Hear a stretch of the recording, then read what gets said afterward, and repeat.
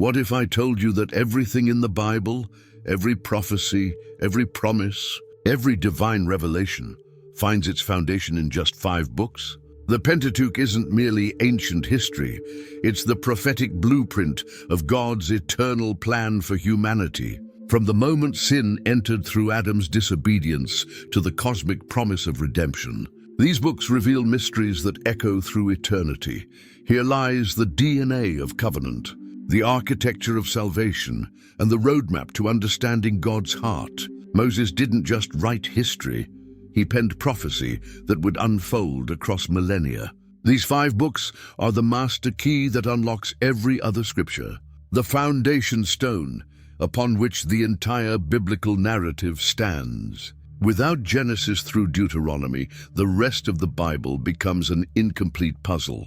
Today, we begin this extraordinary journey with Genesis, the book of beginnings that holds the seeds of every divine promise yet to be fulfilled. The Pentateuch is crucial because it establishes God's character, His covenants, His laws, and His redemptive plan that culminates in Christ. In the beginning, there was nothing but darkness and emptiness. Then God spoke. The first chapter of Genesis tells us that in the beginning God created the heavens and the earth. Now the earth was formless and empty. Darkness was over the surface of the deep, and the Spirit of God was hovering over the waters. With just His voice, God brought light into existence. And God said, "Let there be light," and there was light. God saw that the light was good, and He separated the light from the darkness. Day by day, God shaped the world. He separated the sky from the waters, gathered the seas, and made dry land appear. Plants sprouted from the ground, trees bore fruit, and flowers bloomed. The sun, moon, and stars filled the sky to mark days and seasons. Fish swam in the oceans, birds soared through the air, and animals roamed the earth. But God wasn't finished yet. On the 6th day, He did something special. Genesis chapter 1 verse 27 says, "So God created mankind in His own image. In the image of God He created them. Male and female He created them. God formed man from the dust of the ground and breathed into his nostrils the breath of life. This man became Adam, the first human being." Then in Genesis chapter 2, we see God create a beautiful garden called Eden. Now the Lord God had planted a garden in the east in Eden, and there He put the man He had formed. This wasn't just any garden.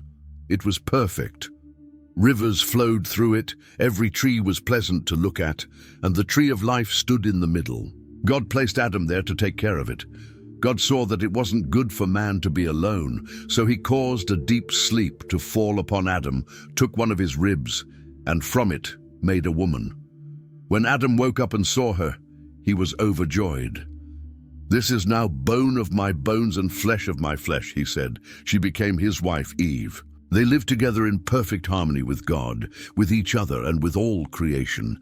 They felt no shame, even though they were naked, because everything was pure and good. Life in Eden was perfect until something terrible happened. Genesis chapter 3 introduces us to a cunning serpent who approached Eve with a question that would change everything.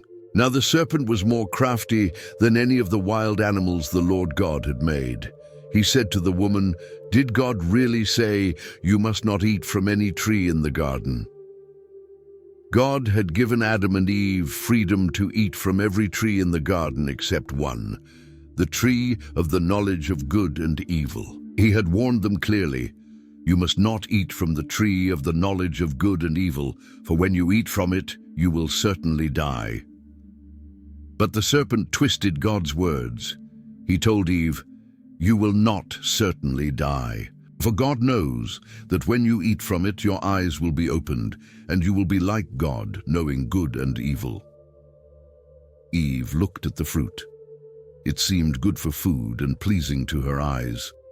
She took some and ate it, then gave some to Adam, who was with her, and he ate it too. Immediately everything changed. Then the eyes of both of them were opened, and they realized they were naked. So they sewed fig leaves together and made coverings for themselves. For the first time, they felt shame and fear. When they heard God walking in the garden, they hid among the trees. God called out, "Where are you?" He wasn't asking because he didn't know. He was giving them a chance to confess. But instead of taking responsibility, Adam blamed both Eve and God himself. "The woman you put here with me, she gave me some fruit from the tree, and I ate it." Eve blamed the serpent. The consequences were severe. God told the serpent it would crawl on its belly and eat dust. To Eve, he said childbirth would be painful. To Adam, he explained that the ground would be cursed. Growing food would require hard work, and thorns and weeds would make farming difficult. Most serious of all, death entered the world. "For dust you are, and to dust you will return," God told Adam. But even in this dark moment, God showed mercy. He made clothes from animal skins to cover them and promised that one day someone from Eve's descendants would defeat the serpent. Then God said, "The man has now become like one of us, knowing good and evil. He must not be allowed to reach out his hand and take also from the tree of life and eat and live forever." So God sent them out of Eden, placing cherubim with flaming swords to guard the way back to the tree of life. As years passed, people multiplied on the earth, but they didn't follow God's ways. Genesis chapter 6 tells us that the Lord saw how great the wickedness of the human race had become on the earth, and that every inclination of the thoughts of the human heart was only evil all the time. Violence filled the earth, and people forgot about their Creator. This broke God's heart. The Lord regretted that he had made human beings on the earth, and his heart was deeply troubled. He decided to start over, but there was one man who stood out from all the rest, Noah. But Noah found favor in the eyes of the Lord. While everyone else lived wickedly, Noah walked with God. God spoke to Noah with specific instructions. "I am going to bring floodwaters on the earth to destroy all life under the heavens, every creature that has the breath of life in it. Everything on earth will perish. But I will establish my covenant with you, and you will enter the ark, you and your sons and your wife and your sons' wives with you."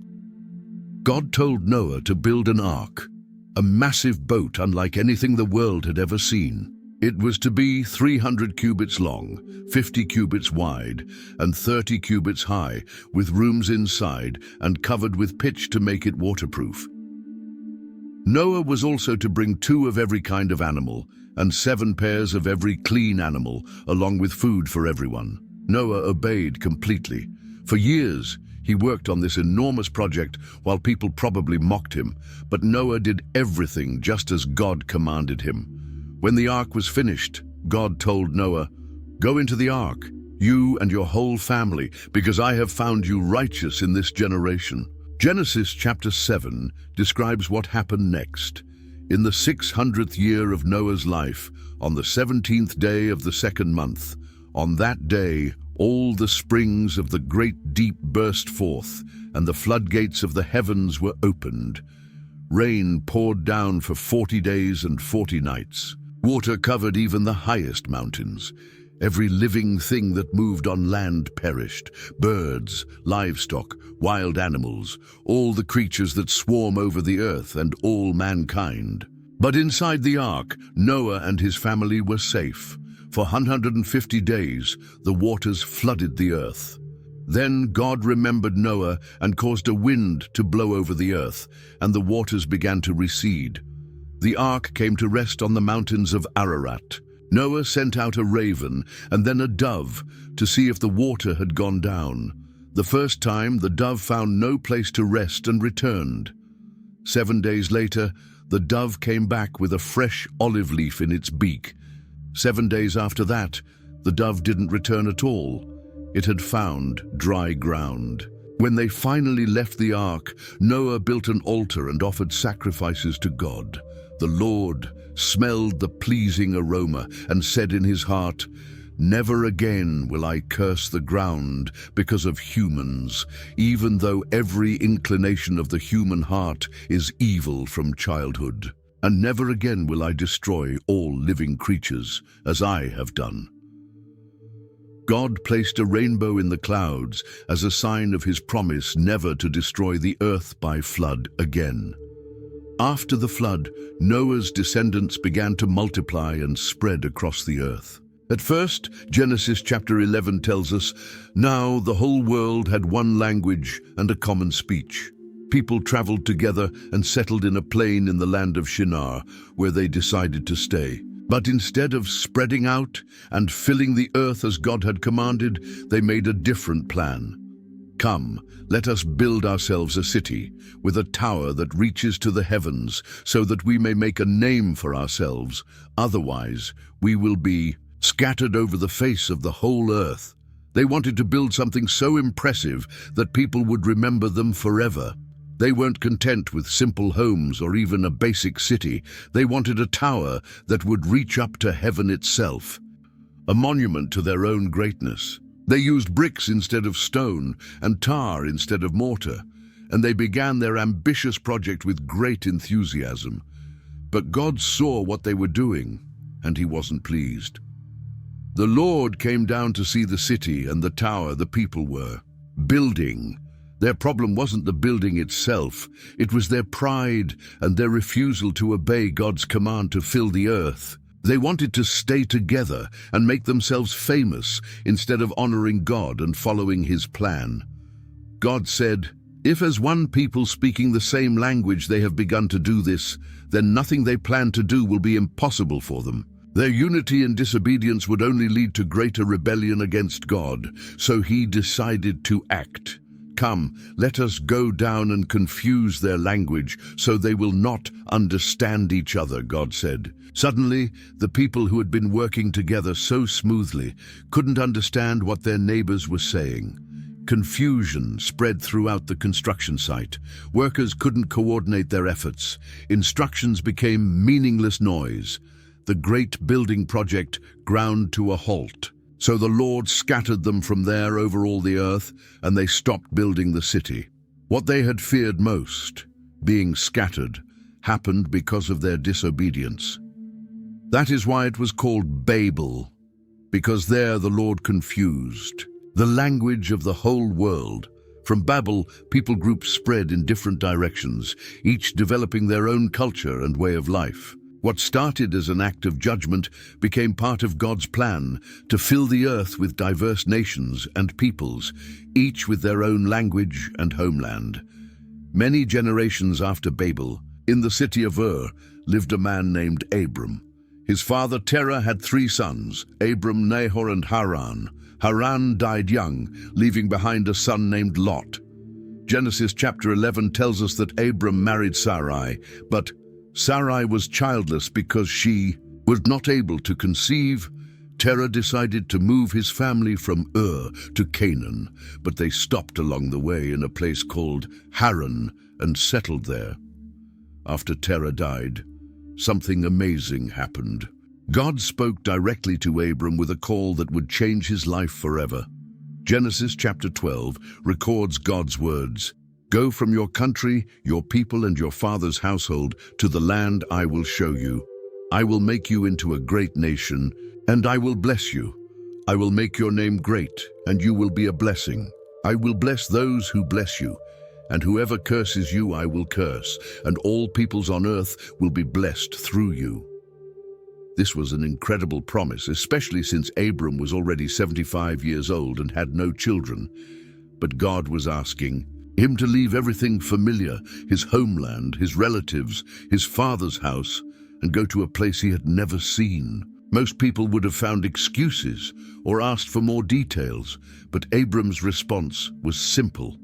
He obeyed. So Abram went as the Lord had told him, and Lot went with him.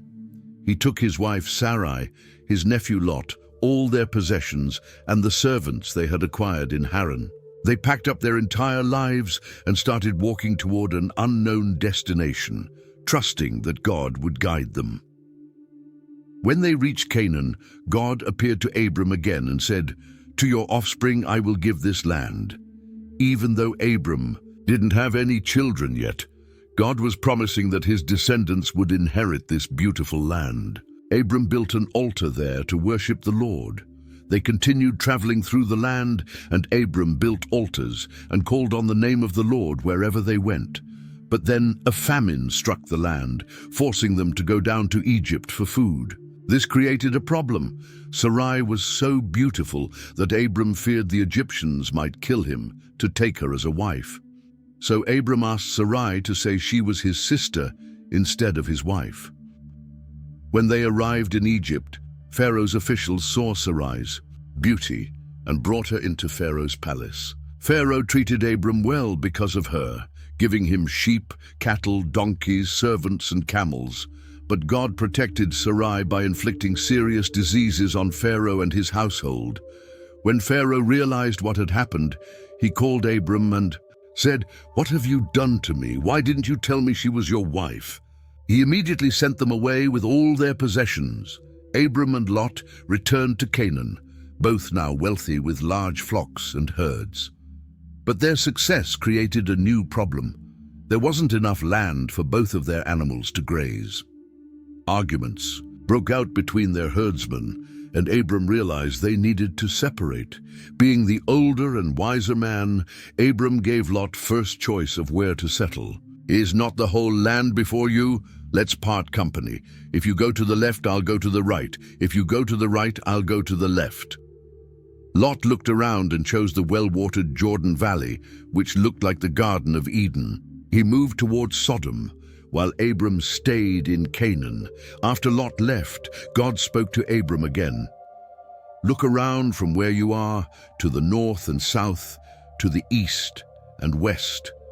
All the land that you see I will give to you and your offspring forever. I will make your offspring like the dust of the earth, so that if anyone could count the dust, then your offspring could be counted." Years passed and Abram grew older, but he still had no children. One night, God came to him in a vision with reassuring words found in Genesis chapter 15. "Do not be afraid, Abram. I am your shield, your very great reward." But Abram had a question that weighed heavily on his heart. "Sovereign Lord, what can you give me since I remain childless and the one who will inherit my estate is Eliezer of Damascus?" Abram explained his concern. "You have given me no children, so a servant in my household will be my heir." According to the customs of that time, his servant would inherit everything if he died without sons. But God had a different plan. He took Abram outside and said, "Look up at the sky and count the stars. If indeed you can count them, so shall your offspring be." It was a clear night, and the stars stretched endlessly across the heavens. God was promising that Abram's descendants would be just as countless. Genesis 15:6 records something remarkable. Abram believed the Lord, and he credited it to him as righteousness. Even though it seemed impossible for an old man and his barren wife to have children, Abram trusted God's promise completely. To confirm this promise, God made a formal covenant with Abram. He told him to bring a heifer, a goat, a ram, a dove, and a young pigeon. Abram cut the animals in half and arranged the pieces with a pathway between them. As the sun was setting, a deep sleep fell upon Abram, and God spoke to him about the future. "Know for certain that for 400 years your descendants will be strangers in a country not their own, and that they will be enslaved and mistreated there. But I will punish the nation they serve as slaves, and afterward they will come out with great possessions." This was a prophecy about their time in Egypt, which wouldn't happen for many years. When darkness fell, a smoking firepot with a blazing torch appeared and passed between the pieces. This was God himself making the covenant, showing that his promises were absolutely certain. But Sarai grew impatient, waiting for God's promise. She suggested that Abram have a child through her Egyptian servant Hagar. "The Lord has kept me from having children. Go, sleep with my slave. Perhaps I can build a family through her." Abram agreed, and Hagar became pregnant. This decision caused problems immediately. Hagar began to despise Sarai, and Sarai treated her harshly.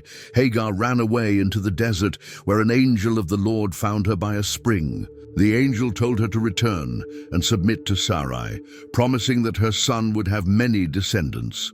She was told to name him Ishmael, which means God hears. When Abram was 99 years old, God appeared to him again with an even more specific promise. No longer will you be called Abram. Your name will be Abraham, for I have made you a father of many nations. God also changed Sarai's name to Sarah, meaning princess, and promised that she would have a son within a year. Abraham found this hard to believe and laughed, thinking, will a son be born to a man 100 years old? Will Sarah bear a child at the age of 90? But God confirmed his promise. Yes, but your wife Sarah will bear you a son, and you will call him Isaac. I will establish my covenant with him as an everlasting covenant for his descendants after him.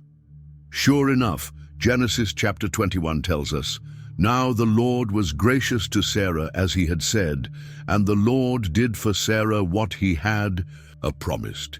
Sarah became pregnant and bore a son to Abraham in his old age, at the very time God had promised him. Abraham named the boy Isaac, which means laughter, because both he and Sarah had laughed at God's promise.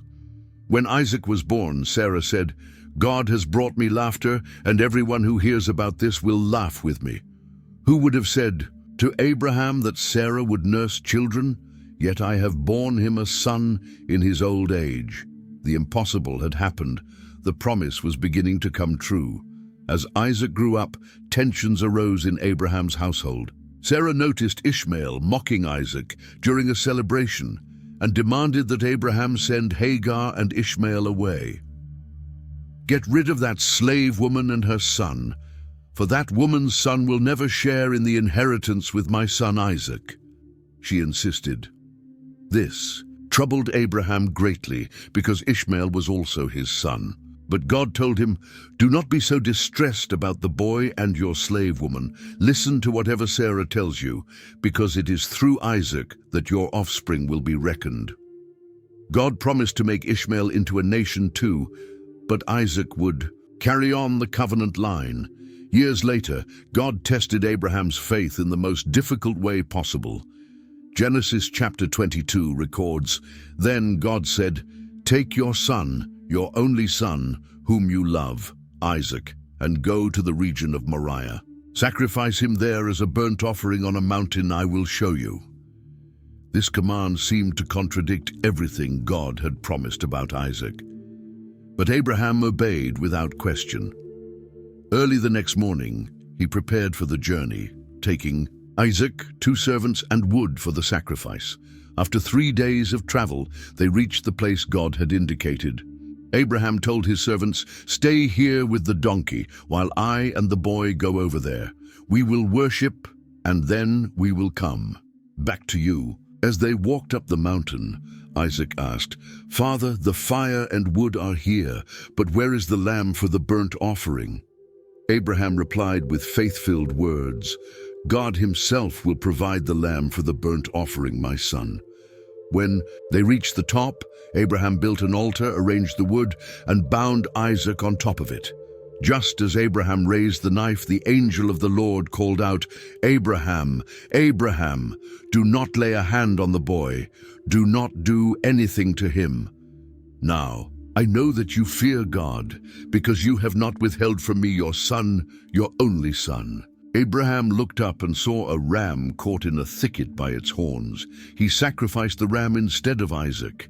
The angel spoke again. I swear by myself, declares the Lord, that because you have done this and have not withheld your son, your only son, I will surely bless you and make your descendants as numerous as the stars in the sky and as the sand on the seashore. When Isaac grew up, Abraham sent his servant to find a wife for him from among his relatives. The servant prayed for guidance and met Rebekah at a well.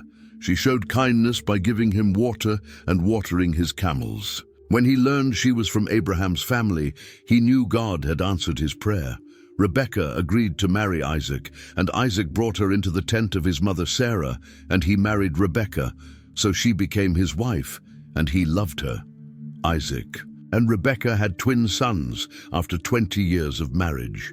Before they were born, the babies jostled each other within her, and God told Rebekah, "Two nations are in your womb, and two peoples from within you will be separated. One people will be stronger than the other, and the older will serve the younger." The first baby was born red and hairy, so they named him Esau. The second came out grasping Esau's heel, so they called him Jacob, which means he grasps the heel, or deceiver. As they grew up, Esau became a skillful hunter who loved the outdoors, while Jacob was a quiet man who stayed among the tents. One day, Esau came home from hunting, exhausted and hungry. Jacob was cooking stew, and Esau begged for some. Jacob saw an opportunity. "First, sell me your birthright." Esau, thinking only of his immediate hunger, said, "What good is the birthright to me?" So he sold his inheritance as the firstborn for a bowl of stew. Later, when Isaac was old and nearly blind, he wanted to bless Esau. But Rebekah overheard and helped Jacob deceive his father. She prepared food the way Isaac liked it, put goatskins on Jacob's hands and neck to make him feel hairy like Esau, and dressed him in Esau's clothes. When Jacob brought the food to his father, Isaac blessed him, thinking he was Esau. When Esau discovered what had happened, he was furious and planned to kill Jacob. Rebekah warned Jacob, who fled to her brother Laban's house in Haran. On the way, God appeared to Jacob in a dream at Bethel, showing him a ladder reaching to heaven with angels going up and down on it. God promised, "I am the Lord, the God of your father Abraham and the God of Isaac. I will give you and your descendants the land on which you are lying." Jacob worked for Laban for 20 years, marrying both of Laban's daughters, first Leah, then Rachel. Through these wives and their servants, Jacob had 12 sons: Reuben, Simeon, Levi, Judah, Dan, Naphtali, Gad, Asher, Issachar, Zebulun, Joseph, and Benjamin. These 12 sons would become the fathers of the 12 tribes of Israel. When Jacob finally returned to Canaan, he wrestled with a mysterious man all night by the Jabbok River. The man touched Jacob's hip and dislocated it, but Jacob wouldn't let go until he received a blessing. The man said, "Your name will no longer be Jacob, but Israel, because you have struggled with God and with humans and have overcome." From that day forward, Jacob was called Israel, and his descendants became known as the Israelites. Among Jacob's 12 sons, Joseph stood out as his father's favorite. Genesis chapter 37 tells us that Israel loved Joseph more than all his children, because he was the son of his old age, and he made him a coat of many colors. This special treatment made his older brothers jealous and resentful. Joseph had dreams that made the situation worse. In his first dream, he saw himself and his brothers binding sheaves of grain in a field. His sheaf stood upright while his brothers' sheaves bowed down to it. When he told his brothers about this dream, they hated him even more. His second dream was about the sun, moon, and 11 stars bowing down to him. Even Jacob was troubled by this dream and rebuked Joseph, asking, "What is this dream you had? Will your mother and I and your brothers actually come and bow down to the ground before you?" But Jacob kept the matter in mind, wondering what these dreams might mean. One day Jacob sent Joseph to check on his brothers who were pasturing flocks near Shechem. When the brothers saw Joseph coming from a distance, they plotted against him. "Here comes that dreamer," they said to each other. "Come now, let's kill him and throw him into one of these cisterns and say that a ferocious animal devoured him. Then we'll see what comes of his dreams." But Reuben, the oldest brother, convinced them not to kill Joseph. Instead, they threw him into an empty cistern. When a caravan of Ishmaelite traders passed by on their way to Egypt, Judah suggested they sell Joseph rather than kill him. "What will we gain if we kill our brother and cover up his blood? Come, let's sell him to the Ishmaelites and not lay our hands on him. After all, he is our brother, our own flesh and blood." They sold Joseph for 20 shekels of silver. To cover up their crime, they killed a goat and dipped Joseph's colorful coat in its blood. When they showed it to Jacob, he concluded that a wild animal had killed his beloved son. "It is my son's robe. Some ferocious animal has devoured him. Joseph has surely been torn to pieces." Jacob mourned for many days, refusing to be comforted. Meanwhile, the traders took Joseph to Egypt and sold him to Potiphar, an officer of Pharaoh and captain of the guard. But the Lord was with Joseph, so that he prospered, and he lived in the house of his Egyptian master. Potiphar noticed that everything Joseph did succeeded, so he put him in charge of his entire household. However, Potiphar's wife tried to seduce Joseph. Day after day, she asked him to sleep with her, but Joseph refused. "How then could I do such a wicked thing and sin against God?" he asked. One day, when no one else was in the house, she grabbed his cloak and demanded he sleep with her. Joseph ran away, leaving his cloak in her hands. Angry at being rejected, Potiphar's wife falsely accused Joseph of trying to assault her. She showed the cloak to her husband as evidence. Potiphar became furious and had Joseph thrown into prison. But even there, the Lord was with him. He showed him kindness and granted him favor in the eyes of the prison warden. Soon, the warden put Joseph in charge of all the prisoners. While in prison, Joseph interpreted dreams for 2 of Pharaoh's former servants, the cupbearer and the baker. He told the cupbearer he would be restored to his position, and the baker that he would be executed. Both interpretations came true, exactly as Joseph had said.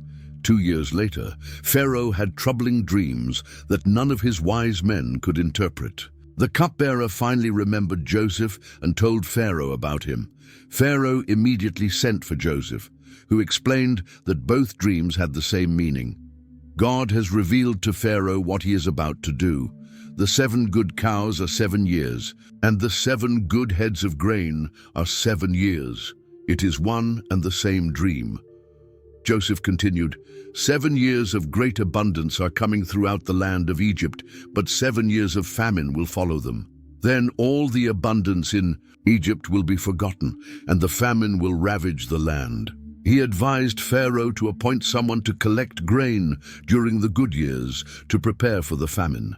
Pharaoh was so impressed that he said to his officials, "Can we find anyone like this man, one in whom is the Spirit of God?"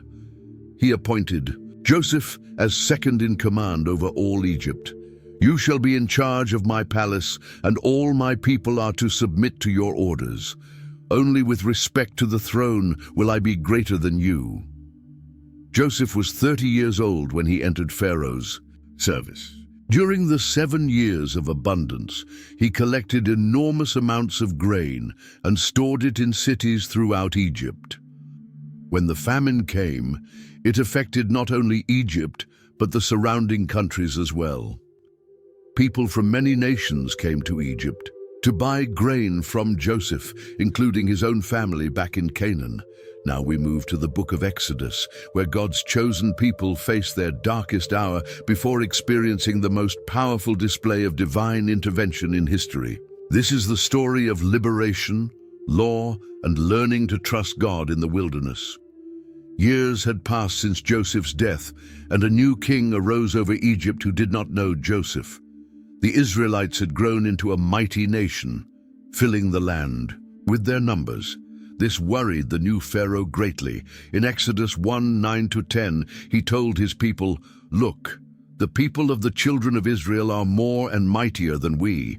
Come, let us deal shrewdly with them, lest they multiply, and it happen in the event of war, that they also join our enemies and fight against us, and so go up out of the land." The Egyptians made the Israelites' lives bitter with hard bondage. They forced them to build treasure cities for Pharaoh, making bricks and working in the fields under cruel taskmasters. But the more they were afflicted, the more they multiplied and grew. Pharaoh then commanded every Hebrew boy to be thrown into the river, but the daughters could live. During this dark time, a Levite woman gave birth to a son. When she could no longer hide him, she took a basket made of bulrushes, covered it with tar and pitch, put the child in it, and placed it among the reeds by the river's bank. Pharaoh's daughter came down to wash at the river and found the basket. As recorded in Exodus 2:6, when she opened it, she saw the child, and behold, the baby wept. So she had compassion on him, and said, "This is one of the Hebrews' children." The baby's sister quickly offered to find a Hebrew woman to nurse the child. Pharaoh's daughter agreed, unknowingly hiring the baby's own mother. She named him Moses, saying she drew him out of the water. Moses grew up in Pharaoh's house, but never forgot his true identity. One day, he saw an Egyptian beating a Hebrew and killed the Egyptian, hiding his body in the sand. The next day, when he tried to settle a dispute between two Hebrews, one asked him, "Who made you a prince and a judge over us? Do you intend to kill me as you killed the Egyptian?" Moses realized his deed was known and fled to the land of Midian when Pharaoh sought to kill him. Moses settled in Midian, married Zipporah, and became a shepherd for his father-in-law Jethro. For 40 years, he tended flocks in the wilderness, far from the cries of his enslaved people. One ordinary day, while leading the flock to the backside of the desert near Horeb, the mountain of God, everything changed. The angel of the Lord appeared to him in a flame of fire from the midst of a bush. Moses looked, and the bush burned with fire but was not consumed. He said to himself, "I will now turn aside and see this great sight, why the bush does not burn." When the Lord saw that he turned aside to look, God called to him from the midst of the bush and said, "Moses, Moses." And Moses answered, "Here I am." God commanded in Exodus 3:5, "Do not draw near this place. Take your sandals off your feet, for the place where you stand is holy ground." Then he declared, "I am the God of your father, the God of Abraham, the God of Isaac, and the God of Jacob." Moses hid his face, for he was afraid to look upon God. The Lord revealed his heart for his suffering people. "I have surely seen the oppression of my people who are in Egypt, and have heard their cry because of their taskmasters, for I know their sorrows. So I have come down to deliver them out of the hand of the Egyptians, and to bring them up from that land to a good and large land, to a land flowing with milk and honey." God commissioned Moses to go to Pharaoh and bring the children of Israel out of Egypt. Moses immediately began making excuses. "Who am I that I should go to Pharaoh?" he asked. God assured him, "I will certainly be with you." When Moses asked what he should say when the people asked for God's name, the Lord answered in Exodus 3:14, "I am who I am. Thus you shall say to the children of Israel, I am has sent me to you." Moses continued his protests, claiming the people wouldn't believe him. God gave him 3 miraculous signs. His rod would turn into a serpent, his hand would become leprous and then be healed, and water from the river would turn to blood on dry land. Still, Moses complained, "O my Lord, I am not eloquent, neither before nor since you have spoken to your servant, but I am slow of speech and slow of tongue." God's anger kindled against Moses, but he appointed Aaron, Moses' brother, to be his spokesman. Moses and Aaron came before Pharaoh with God's message, "Let my people go, that they may hold a feast to me in the wilderness." But Pharaoh's response revealed his hardened heart. In Exodus 5:2 he declared, "Who is the Lord, that I should obey his voice to let Israel go? I do not know the Lord, nor will I let Israel go." Instead of releasing the Israelites, Pharaoh made their burdens heavier. He commanded that they no longer be given straw to make bricks, but must gather their own straw, while maintaining the same quota. The people turned against Moses and Aaron, crying out that they had made their situation worse. God then began to demonstrate his power through 10 devastating plagues. First, Aaron struck the waters of Egypt with his rod, and all the water turned to blood. The fish died, the river stank, and the Egyptians couldn't drink from their water sources. But Pharaoh's magicians did the same with their enchantments, and his heart remained hard.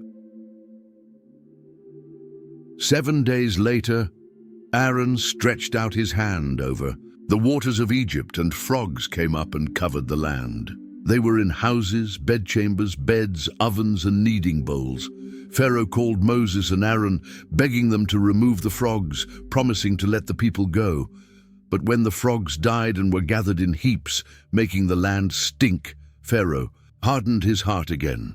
The third plague brought lice from the dust of the earth, covering both man and beast. This time Pharaoh's magicians couldn't replicate the miracle and told Pharaoh, "This is the finger of God." But Pharaoh's heart remained hard. The fourth plague sent swarms of flies throughout Egypt, but God made a distinction, and no flies appeared in Goshen, where the Israelites lived. The fifth plague killed all the livestock of Egypt, but none of the Israelites' animals died. The sixth plague brought painful boils on man and beast throughout Egypt. The magicians couldn't even stand before Moses because of the boils.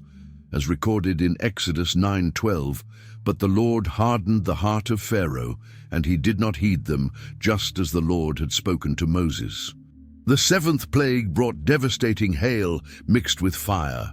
God warned through Moses in Exodus 9:18-19, "Behold, tomorrow about this time I will cause very heavy hail to rain down, such as has not been in Egypt since its founding until now. Therefore send now and gather your livestock and all that you have in the field, for the hail shall come down on every man and every animal which is found in the field and is not brought home, and they shall die." Some Egyptians feared God's word and brought their servants and livestock inside, but others left them in the field. The eighth plague brought locusts that ate every herb and fruit that the hail had left. Pharaoh's servants pleaded with him, "How long shall this man be a snare to us? Let the men go, that they may serve the Lord their God. Do you not yet know that Egypt is destroyed?" But when Moses and Aaron were brought back, Pharaoh would only allow the men to go, not the families. The ninth plague covered Egypt with thick darkness for 3 days. People couldn't see each other or leave their homes, but the Israelites had light in their dwellings. Pharaoh called Moses and agreed to let all the people go if they left their flocks and herds behind. Moses refused, saying they needed their animals for sacrifices. Finally, God announced the 10th and most terrible plague through Moses in Exodus 11:4-6. "Thus says the Lord, about midnight I will go out into the midst of Egypt, and all the firstborn in the land of Egypt shall die, from the firstborn of Pharaoh who sits on his throne, even to the firstborn of the female servant who is behind the handmill, and all the firstborn of the animals. Then there shall be a great cry throughout all the land of Egypt, such as was not like it before, nor shall be like it again." Before the final plague, God gave Moses and Aaron detailed instructions for a special meal that would become Israel's most important celebration. In Exodus 12:3, he commanded, "Speak to all the congregation of Israel, saying, on the 10th of this month, every man shall take for himself a lamb, according to the house of his father, a lamb for a household. The lamb had to be without blemish, a male of the first year. On the 14th day of the month at twilight, they were to kill the lamb and take some of its blood to put on the 2 doorposts and the lintel of their houses. That night, they would eat the lamb roasted with fire, along with unleavened bread and bitter herbs. God instructed them to eat it in haste, with their belts fastened, sandals on their feet, and staff in hand, for it was the Lord's Passover. God explained the significance in Exodus 12:13. "For I will pass through the land of Egypt on that night, and will strike all the firstborn in the land of Egypt, both man and beast, and against all the gods of Egypt I will execute judgment. I am the Lord. Now the blood shall be a sign for you on the houses where you are, and when I see the blood, I will pass over you. and the plague shall not be on you to destroy you when I strike the land of Egypt. At midnight the Lord struck all the firstborn in Egypt, from Pharaoh's firstborn who sat on his throne to the firstborn of the captive in the dungeon, and all the firstborn of livestock. Pharaoh rose in the night along with all his servants and all the Egyptians, and there was a great cry in Egypt, for there was not a house where there was not one dead. Pharaoh called Moses and Aaron by night and said, "Rise, go out from among my people, both you and the children of Israel, and go, serve the Lord as you have said. Also take your flocks and your herds as you have said, and be gone, and bless me also." The Egyptians urged the people to hurry and leave the land, for they said, "We shall all be dead." The Israelites asked their Egyptian neighbors for articles of silver, gold, and clothing. The Lord had given the people favor in the sight of the Egyptians, so they granted their request. In this way, they plundered the Egyptians. About 600,000 men on foot, besides children, went up from Egypt, along with a mixed multitude and very much livestock. God led them by the way of the wilderness toward the Red Sea. He went before them by day in a pillar of cloud to lead the way, and by night in a pillar of fire to give them light, so they could travel day and night. When Pharaoh heard that the people had fled, his heart and his servants' hearts were turned against the people. They said, "Why have we done this, that we have let Israel go from serving us?" Pharaoh prepared his chariot and took his people with him 600 choice chariots and all the chariots of Egypt, with captains over everyone. The Egyptians pursued them and overtook them camping by the sea. When the Israelites saw the Egyptians marching after them, they were greatly afraid and cried out to the Lord. They complained to Moses, "Because there were no graves in Egypt, have you taken us away to die in the wilderness?" Moses answered the people in Exodus 14:13-14, "Do not be afraid. Stand still and see the salvation of the Lord, which he will accomplish for you today. For the Egyptians whom you see today, you shall see again no more forever. The Lord will fight for you, and you shall hold your peace." The angel of God moved from before the camp of Israel and went behind them. The pillar of cloud went from before them and stood behind them, coming between the camp of the Egyptians and the camp of Israel.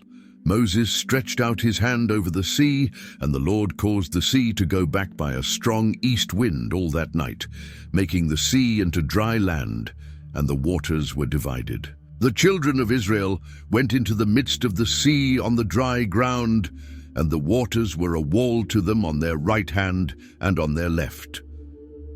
After the miraculous crossing, Moses and the children of Israel sang a song of victory to the Lord. They declared in Exodus 15:1-2, "I will sing to the Lord, for he has triumphed gloriously. The horse and its rider he has thrown into the sea. The Lord is my strength and song, and he has become my salvation. He is my God, and I will praise him. My father's God, and I will exalt him." Moses led Israel from the Red Sea into the wilderness of Shur. They went 3 days in the wilderness and found no water. When they came to Marah, they couldn't drink the waters because they were bitter. The people complained against Moses, saying, "What shall we drink?" Moses cried out to the Lord, and the Lord showed him a tree. When he cast it into the waters were made sweet. They came to Elim, where there were 12 wells of water and 70 palm trees, and they camped there by the waters. Then they journeyed from Elim and came to the wilderness of Sin. The whole congregation of Israel complained again, this time about food. They said to Moses and Aaron in Exodus 16:3, "Oh, that we had died by the hand of the Lord in the land of Egypt, when we sat by the pots of meat, and when we ate bread to the full, for you have brought us out into this wilderness to kill this whole assembly with hunger." The Lord told Moses he would rain bread from heaven for them. The people were to go out and gather a certain quota every day, and on the 6th day they would gather twice as much. That evening, quail came up and covered the camp, and in the morning dew lay all around the camp. When the dew lifted, There were small, round substances on the ground, as fine as frost. The children of Israel said to one another, "What is it?" Moses told them, "This is the bread which the Lord has given you to eat." God commanded them to gather an omer for each person in their tent. Some gathered much, some little, but when they measured it, those who gathered much had nothing left over, and those who gathered little had no lack. Moses told them not to leave any until morning, but some didn't listen and kept part of it. It bred worms and stank. Every morning they gathered it, and when the sun became hot it melted. The Israelites called the bread manna, and it was like white coriander seed, and its taste was like wafers made with honey. They ate manna 40 years, until they came to the border of Canaan. The congregation journeyed from the wilderness of Sin and camped in Rephidim, but there was no water for the people to drink. The people contended with Moses and said, "Give us water that we may drink." Moses said to them, "Why do you contend with me? Why do you tempt the Lord?" But the people thirsted there for water and complained, saying, "Why is it you have brought us up out of Egypt to kill us and our children and our livestock with thirst?" Moses cried out to the Lord, "What shall I do with this people? They are almost ready to stone me." The Lord said to Moses in Exodus 17:6, "Behold, I will stand before you there on the rock in Horeb, and you shall strike the rock, and water will come out of it, that the people may drink." Moses did so in the sight of the elders of Israel. He called the name of the place Massah and Meribah, because of the contention of the children of Israel, and because they tempted the Lord. In the 3rd month after leaving Egypt, the Israelites came to the wilderness of Sinai and camped before the mountain. Moses went up to God, and the Lord called to him from the mountain, saying, "Thus you shall say to the house of Jacob, and tell the children of Israel, you have seen what I did to the Egyptians, and how I bore you on eagle's wings, and brought you to myself.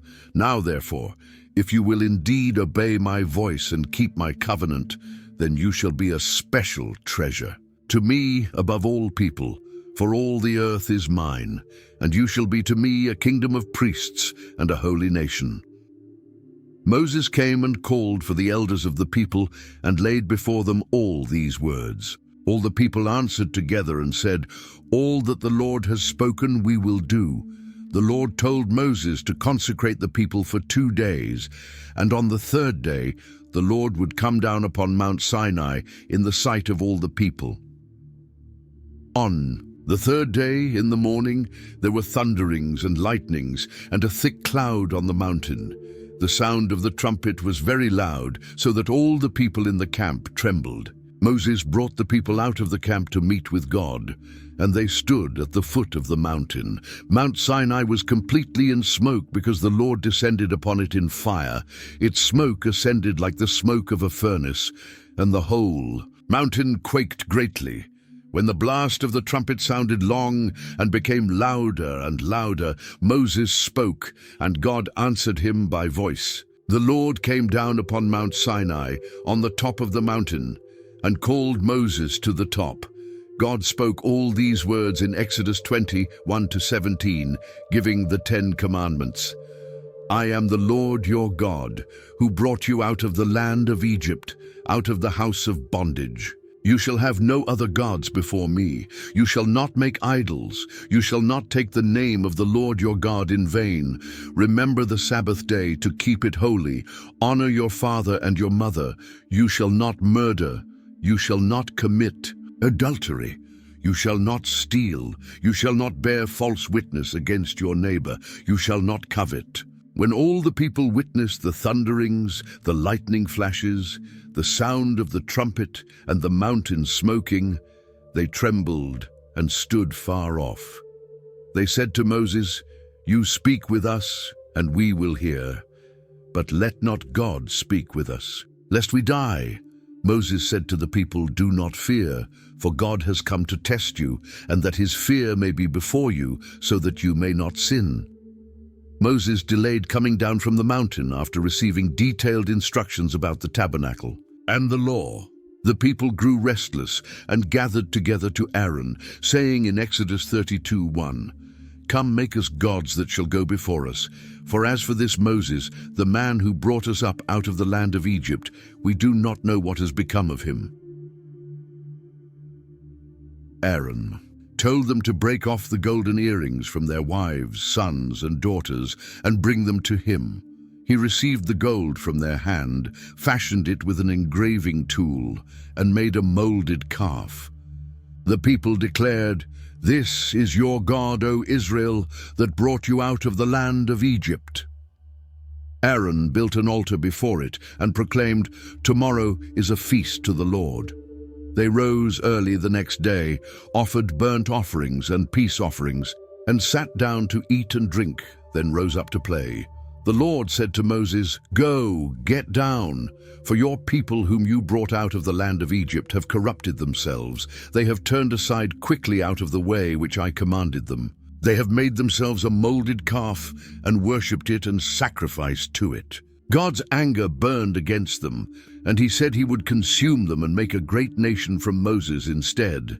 Moses pleaded with the Lord his God and said in Exodus 32:11-12, "Lord, why does your wrath burn hot against your people, whom you have brought out of the land of Egypt with great power and with a mighty hand? Why should the Egyptians speak and say, 'He brought them out to harm them, to kill them in the mountains, and to consume them from the face of the earth'? Turn from your fierce wrath and relent from this harm to your people."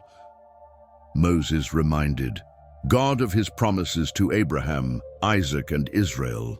The Lord relented from the harm he said he would do to his people.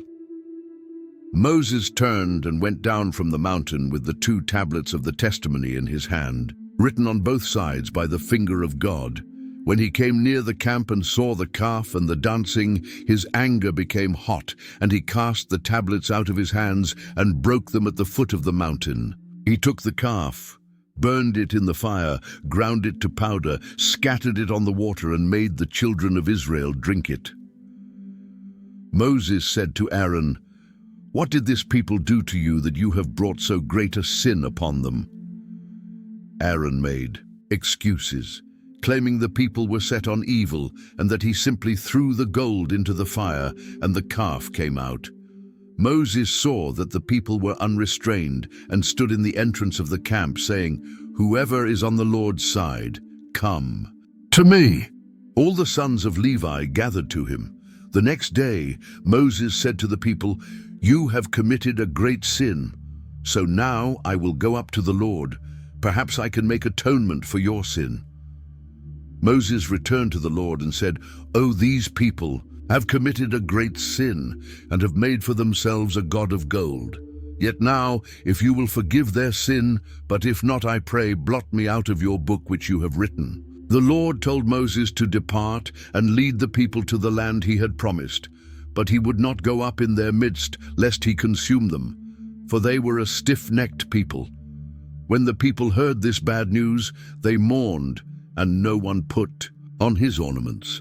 Moses took his tent and pitched it outside the camp, far from the camp, and called it the Tabernacle of Meeting. Everyone who sought the Lord went out to the Tabernacle of Meeting. Moses entered the tabernacle, and the pillar of cloud descended and stood at the door, while the Lord talked with Moses. The Lord spoke to Moses face to face, as a man speaks to his friend.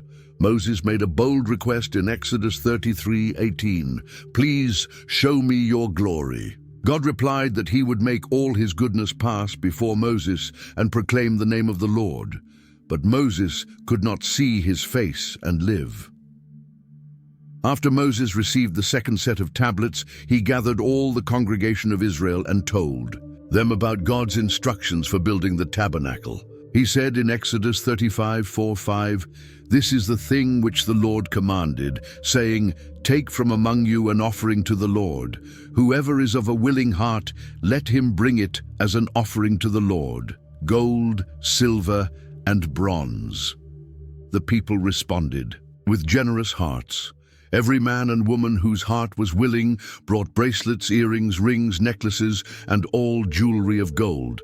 Everyone who could contribute blue, purple, and scarlet thread, fine linen, goat's hair, ram skins dyed, red badger skins and acacia wood brought them. The rulers brought onyx stones and stones to be set in the ephod and breastplate, spices and oil, for the light and anointing oil. God had filled Bezalel with the Spirit of God, with wisdom, understanding, knowledge, and all manner of workmanship, to design artistic works in gold, silver, bronze, cutting jewels, carving wood, and all manner of artistic workmanship. He also gave skill to Aholiab and others to do all the work of the sanctuary. The skilled workers made the tabernacle with 10 curtains of fine woven linen and blue, purple, and scarlet thread, with artistic designs of cherubim. They made curtains of goat's hair for the tent over the tabernacle, covering of ram skins dyed red, and covering of badger skins above that. They made boards for the tabernacle of acacia wood, standing upright, overlaid with gold. They constructed the ark of the testimony, the mercy seat, the table of showbread, the golden lampstand, the altar of incense, the altar of burnt offering, the bronze laver, and the court around the tabernacle. They made the holy garments for Aaron and his sons, exactly as the Lord had commanded Moses. Moses examined all the work, and indeed they had done it as the Lord had commanded. So Moses blessed them. Then the Lord spoke to Moses in Exodus 42, "On the first day of the first month you shall set up the tabernacle of the tent of meeting." Moses did according to all that the Lord commanded him. On the first day of the first month of the second year, the tabernacle was raised up. Moses set up the tabernacle, fastened its sockets, set up its boards, put in its bars, and raised up its pillars. He spread out the tent over the tabernacle and put the covering of the tent on top of it. He put the testimony into the ark, set the mercy seat on top of the ark, brought the ark into the tabernacle, and hung up the veil to screen the ark of the testimony. Moses set the table in the tabernacle, arranged the bread in order on it before the Lord, put the lampstand in the tabernacle, and lit the lamps before the Lord, put the gold altar in the tabernacle before the veil, burned sweet incense on it, hung up the screen at the door of the tabernacle, put the altar of burnt offering before the door, set the laver between the tabernacle and the altar, and put water there for washing. When Moses had finished the work, the cloud covered the tabernacle of meeting, and the glory of the Lord filled the tabernacle.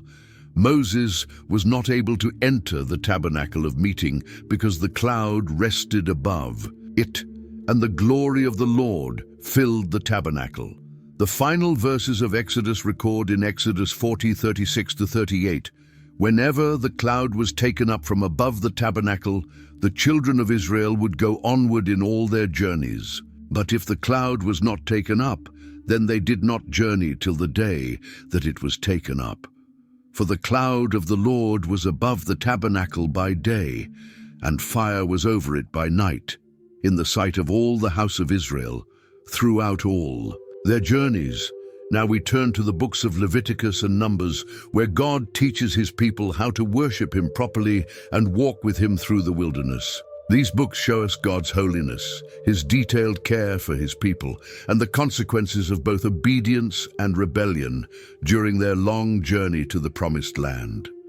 The Lord called to Moses from the tabernacle of meeting and spoke to him about the offerings his people should bring. God established 5 main types of sacrifices, each with its own purpose and specific instructions. The first was the burnt offering, described in Leviticus 1:3-4. "If his offering is a burnt sacrifice of the herd, let him offer a male without blemish. He shall offer it of his own free will at the door of the tabernacle of meeting before the Lord. Then he shall put his hand on the head of the burnt offering, and it will be accepted on his behalf to make atonement for him." The person bringing the offering would kill the animal, and the priests would sprinkle its blood all around on the altar. They would cut the animal into pieces, wash the inner parts and legs with water, and burn everything on the altar. The Lord declared in Leviticus 1:9, "It is a burnt sacrifice, an offering made by fire, a sweet aroma to the Lord." The grain offering came next, made of fine flour with oil and frankincense. As stated in Leviticus 2:1-2, when anyone offers a grain offering to the Lord, his offering shall be of fine flour, and he shall pour oil on it, and put frankincense on it. Then he shall bring it to Aaron's sons, the priests, one of whom shall take from it his handful of fine flour and oil, with all the frankincense. And the priest shall burn it as a memorial on the altar, an offering made by fire, a sweet aroma to the Lord. Part of this offering belonged to the priests, but no grain offering could be made with leaven or honey, and every grain offering had to be seasoned with salt. The peace offering allowed the worshipper to eat part of the sacrifice in fellowship with God and others. Leviticus 3:1 explains, "When his offering is a sacrifice of a peace offering, if he offers it of the herd, whether male or female, he shall offer it without blemish before the Lord." The fat portions and certain organs were burned on the altar, while the breast and right thigh went to the priests. The rest could be eaten by the worshipper and his family, but it had to be consumed within specific time limits. The sin offering dealt with unintentional sins and ceremonial uncleanness. God gave different instructions depending on who committed the sin. Leviticus 4:27-28 addresses common people. If any one of the common people sins unintentionally by doing something against any of the commandments of the Lord in anything which ought not to be done and is guilty, or if his sin which he has committed comes to his knowledge, then he shall bring as his offering a kid of the goats, a female without blemish, for his sin which he has committed. The priest would put some blood on the horns of the altar of burnt offering and pour the rest at its base. The trespass offering, also called the guilt offering, required not only a sacrifice, but also restitution, plus 20% to the person wronged. Leviticus 5:15-16 states, "If a person commits a trespass and sins unintentionally in regard to the holy things of the Lord, then he shall bring to the Lord as his trespass offering a ram without blemish from the flocks, with your valuation, in shekels of silver according to the shekel of the sanctuary, as a trespass offering. And he shall make restitution for the harm that he has done in regard to the holy thing, and shall add 1/5 to it, and give it to the priest." God also gave specific instructions about how these offerings should be prepared and offered. The fire on the altar was never to go out, as commanded in Leviticus 6:12-13, "And the fire on the altar shall be kept burning on it. It shall not be put out. And the priest shall burn wood on it every morning, and lay the burnt offering in order on it. And he shall burn on it the fat of the peace offerings. A fire shall always be burning on the altar. It shall never go out." The priests had their own portions from these offerings. The grain offerings' remainder belonged to Aaron and his sons, to be eaten as unleavened bread in a holy place. The sin offering's meat was to be eaten by the priests in the court of the tabernacle, but if any blood was brought inside the holy place, that entire animal had to be burned outside the camp. Moses gathered all the congregation at the door of the tabernacle of meeting to consecrate Aaron and his sons as priests. As the Lord had commanded in Leviticus 8:5-6, Moses said to the congregation, "This is what the Lord commanded to be done." Then Moses brought Aaron and his sons and washed them with water. Moses put the tunic on Aaron, girded him with the sash, clothed him with the robe, put the ephod on him, and girded him with the intricately woven band of the ephod. He put the breastplate on him and placed the Urim and Thummim in the breastplate. Moses set the turban on Aaron's head and put the golden plate, the holy crown, on the front of the turban. Then Moses took the anointing oil and anointed the tabernacle and all that was in it and consecrated them. He sprinkled some oil on the altar 7 times, anointing the altar and all its utensils and the laver and its base. He poured anointing oil on Aaron's head and anointed him to consecrate him. Moses brought Aaron's sons, put tunics on them, girded them with sashes, and put hats on them, as the Lord had commanded. He brought the bull for the sin offering, and Aaron and his sons laid their hands on its head. Moses killed it, took the blood, put it on the horns of the altar with his finger, purified the altar, poured the blood at the base of the altar, and consecrated it to make atonement for it. The ram for the burnt offering came next, followed by the second ram, the ram of consecration. Moses took some of its blood and put it on the tip of Aaron's right ear, on the thumb of his right hand, and on the big toe of his right foot. He did the same for Aaron's sons. Moses declared in Leviticus 8:33-34, "And you shall not go out of the door of the tabernacle of meeting for 7 days, until the days of your consecration are ended. For 7 days he shall consecrate you, as he has done this day, so the Lord has commanded to do, to make atonement for you." On the 8th day, Moses called Aaron and his sons and the elders of Israel. Aaron offered his sin offering and burnt offering, then offered the people's offerings. When Aaron had finished making offerings, he lifted his hand toward the people and blessed them. Moses and Aaron went into the tabernacle of meeting, came out, and blessed the people. As recorded in Leviticus 9:23-24, "Then the glory of the Lord appeared to all the people, and fire came out from before the Lord, and consumed the burnt offering and the fat on the altar. When all the people saw it, they shouted and fell on their faces. But tragedy struck when Aaron's sons Nadab and Abihu each took his censer, put fire in it, put incense on it, and offered profane fire before the Lord, which he had not commanded them. Fire went out from the Lord and devoured them, and they died before the Lord." Moses said to Aaron in Leviticus 10:3, "This is what the Lord spoke, saying, 'By those who come near me I must be regarded as holy, and before all the people I must be glorified.'" Aaron held his peace. God then spoke directly to Aaron about the priest's responsibilities, saying in Leviticus 10:9-11, "Do not drink wine or intoxicating drink, you, nor your sons with you, when you go into the tabernacle of meeting, lest you die. It shall be a statute forever throughout your generations, that you may distinguish between holy and unholy, and between unclean and clean, and that you may teach the children of Israel all the statutes which the Lord has spoken to them by the hand of Moses." The Lord gave detailed laws about clean and unclean animals. Animals that both chew the cud and have split hooves could be eaten, but those with only one of these characteristics were forbidden. In the waters, only creatures with fins and scales were permitted. Many birds were specifically forbidden, along with most insects, except locusts, grasshoppers, and crickets. God also established laws about childbirth, skin diseases, and mildew in houses and clothing. When someone was healed of leprosy, there was a specific cleansing ceremony involving 2 live clean birds, cedarwood, scarlet, and hyssop.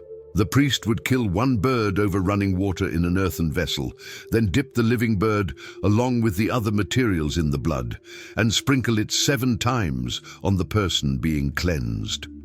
The most solemn day of the year was the Day of Atonement. Only on this day could the high priest enter the most holy place. Aaron had to offer a sin offering for himself first, then cast lots over 2 goats brought by the people. As described in Leviticus 16:8-10, "Then Aaron shall cast lots for the 2 goats, 1 lot for the Lord, and the other lot for the scapegoat. And Aaron shall bring the goat on which the Lord's lot fell, and offer it as a sin offering. But the goat on which the lot fell to be the scapegoat shall be presented alive before the Lord, to make atonement upon it, and to let it go as the scapegoat into the wilderness. After making atonement in the most holy place, the holy place, and the altar, Aaron would lay both his hands on the head of the live goat and confess over it all the iniquities and transgressions of Israel. The goat would then be sent away into the wilderness by the hand of a suitable man. bearing all their iniquities to an uninhabited land. God established laws that went far beyond ceremonial matters, touching every aspect of daily life.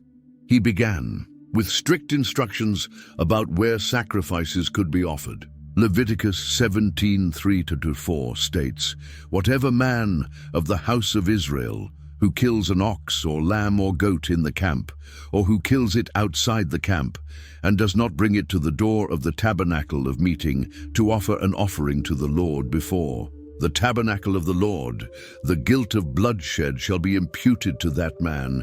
He has shed blood, and that man shall be cut off from among his people." The prohibition against eating blood was absolute. God declared in Leviticus 17:11, "For the life of the flesh is in the blood, and I have given it to you upon the altar to make atonement for your souls, for it is the blood that makes atonement for the soul." Any person who ate an animal that died naturally or was torn by beasts had to wash his clothes, bathe in water, and be unclean until evening. God then addressed sexual morality with clear boundaries. The fundamental principle was stated in Leviticus 18:6. "None of you shall approach anyone who is near of kin to him to uncover his nakedness. I am the Lord." Specific relationships were forbidden, including parents, siblings, children, grandchildren, aunts, uncles, and in-laws. The Lord also forbade homosexual relations and bestiality. These laws weren't arbitrary rules, but reflected God's character. He explained in Leviticus 18:24-25, "Do not defile yourselves with any of these things, for by all these the nations are defiled, which I am casting out before you, for the land is defiled. Therefore I visit the punishment of its iniquity upon it, and the land vomits out its inhabitants." The famous command to love one's neighbor came in this context of holy living. Leviticus 19:18 declares, "You shall not take vengeance nor bear any grudge against the children of your people, but you shall love your neighbor as yourself. I am the Lord." This wasn't isolated, but part of a comprehensive system of justice and mercy. God commanded honest business practices. Leviticus 19:35-36 states, "You shall do no injustice in judgment, in measurement of length, weight, or volume. You shall have honest scales, honest weights, an honest ephah, and an honest hin. I am the Lord your God, who brought you out of the land of Egypt." Stealing, lying, and swearing falsely were forbidden. The treatment of the poor and disadvantaged revealed God's heart for justice. When harvesting fields, farmers were commanded in Leviticus 19:9-10, "When you reap the harvest of your land, you shall not wholly reap the corners of your field, nor shall you gather the gleanings of your harvest. And you shall not glean your vineyard, nor shall you gather every grape of your vineyard. You shall leave them for the poor and the stranger. I am the Lord your God." God established cities of refuge for those who killed someone accidentally, and specific penalties for various crimes. Murder required the death penalty, but there were distinctions between intentional and unintentional killing. Leviticus 24:17 states clearly, "Whoever kills any man shall surely be put to death." But God also provided justice for lesser offenses. If a man causes disfigurement of his neighbor, as he has done, so shall it be done to him. Fracture for fracture, eye for eye, tooth for tooth. The Sabbath year came every 7th year, when the land was to rest. Leviticus 25:4 explains, "But in the 7th year there shall be a Sabbath of solemn rest for the land, a Sabbath to the Lord. You shall neither sow your field nor prune your vineyard." Whatever grew of itself could be eaten, but there was to be no formal cultivation. The year of Jubilee occurred every 50th year, bringing freedom and restoration. As proclaimed in Leviticus 25:10, "And you shall consecrate the 50th year, and proclaim liberty throughout all the land to all its inhabitants. It shall be a jubilee for you, and each of you shall return to his possession, and each of you shall return to his family. Hebrew slaves were freed, and ancestral lands returned to their original families. God promised blessings for obedience, but also warned of consequences for disobedience. The blessings included rain in season, abundant harvests, peace in the land, and God's presence among them. But the curses for disobedience were severe: disease, famine, wild beasts, war, and ultimately exile from the land. In the second year after the Exodus, on the first day of the second month, the Lord spoke to Moses in the wilderness of Sinai in the Tabernacle of Meeting. He commanded Moses in Numbers 1-2-3, "Take a census of all the congregation of the children of Israel, by their families, by their fathers' houses, according to the number of names, every male individually, from 20 years old and above, all who are able to go to war in Israel. You and Aaron shall number them by their armies." God appointed one leader from each tribe to help with the census. From Reuben came Elizur, the son of Shedeur. From Simeon, Shelumiel, the son of Zurishaddai. From Judah, Nashon, the son of Aminadab. From Issachar, Nethaneel, the son of Zuar. From Zebulun, Eliab, the son of Helon. From Ephraim, Elishama, the son of Ammihud. From Manasseh, Gamaliel, the son of Pedazur. From Benjamin, Abidan, the son of Gideoni. From Dan, Ahiezer, the son of Ammishaddai. From Asher, Pagiel, the son of Okran. From Gad, Eliasaph, the son of Doel. And from Naphtali, Ahira, the son of Enan.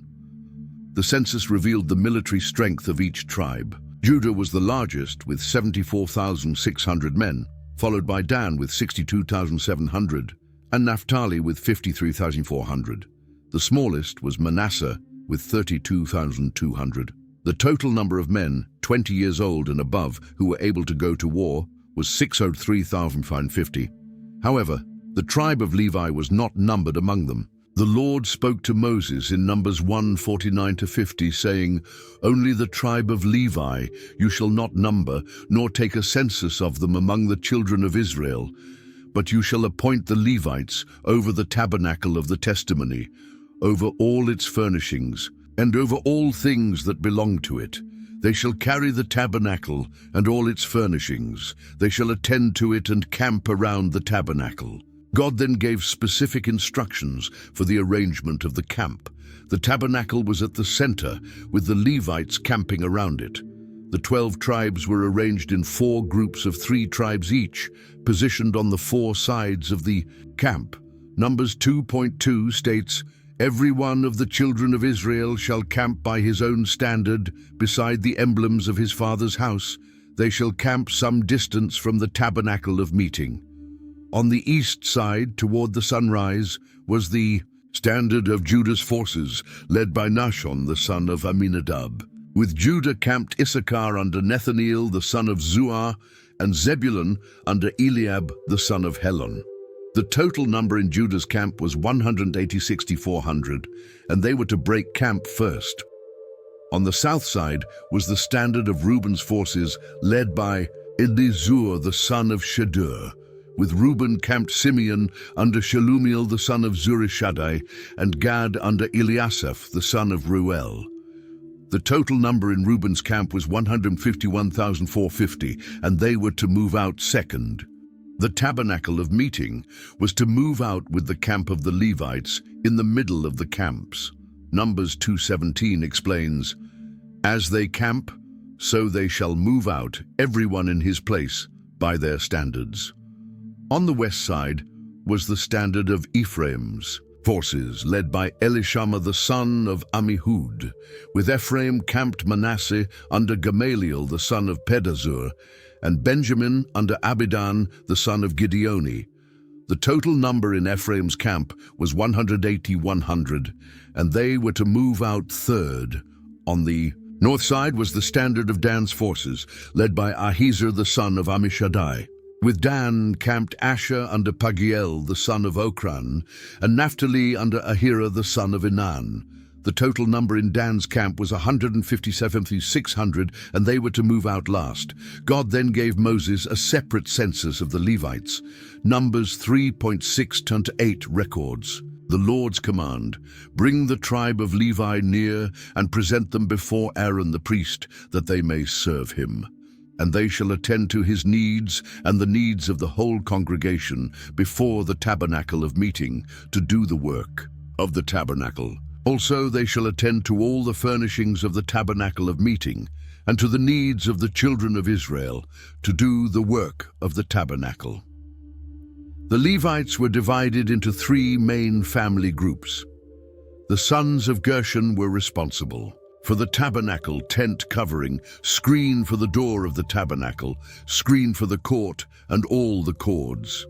The sons of Kohath cared for the ark, table, lampstand, altars, utensils of the sanctuary, and the screen, all the holy things. The sons of Merari handled the boards of the tabernacle, bars, pillars, sockets, and all related work. When the Israelites reached the border of the promised land at Kadesh Barnea, the Lord spoke to Moses in Numbers 13:1-2, saying, "Send men to spy out the land of Canaan, which I am giving to the children of Israel. From each tribe of their fathers you shall send a man, every one a leader among them." Moses sent 12 men, 1 from each tribe. From Judah he sent Caleb the son of Jephunneh. From Ephraim, Hoshea the son of Nun, whom Moses called Joshua. From Benjamin, Palti the son of Raphu.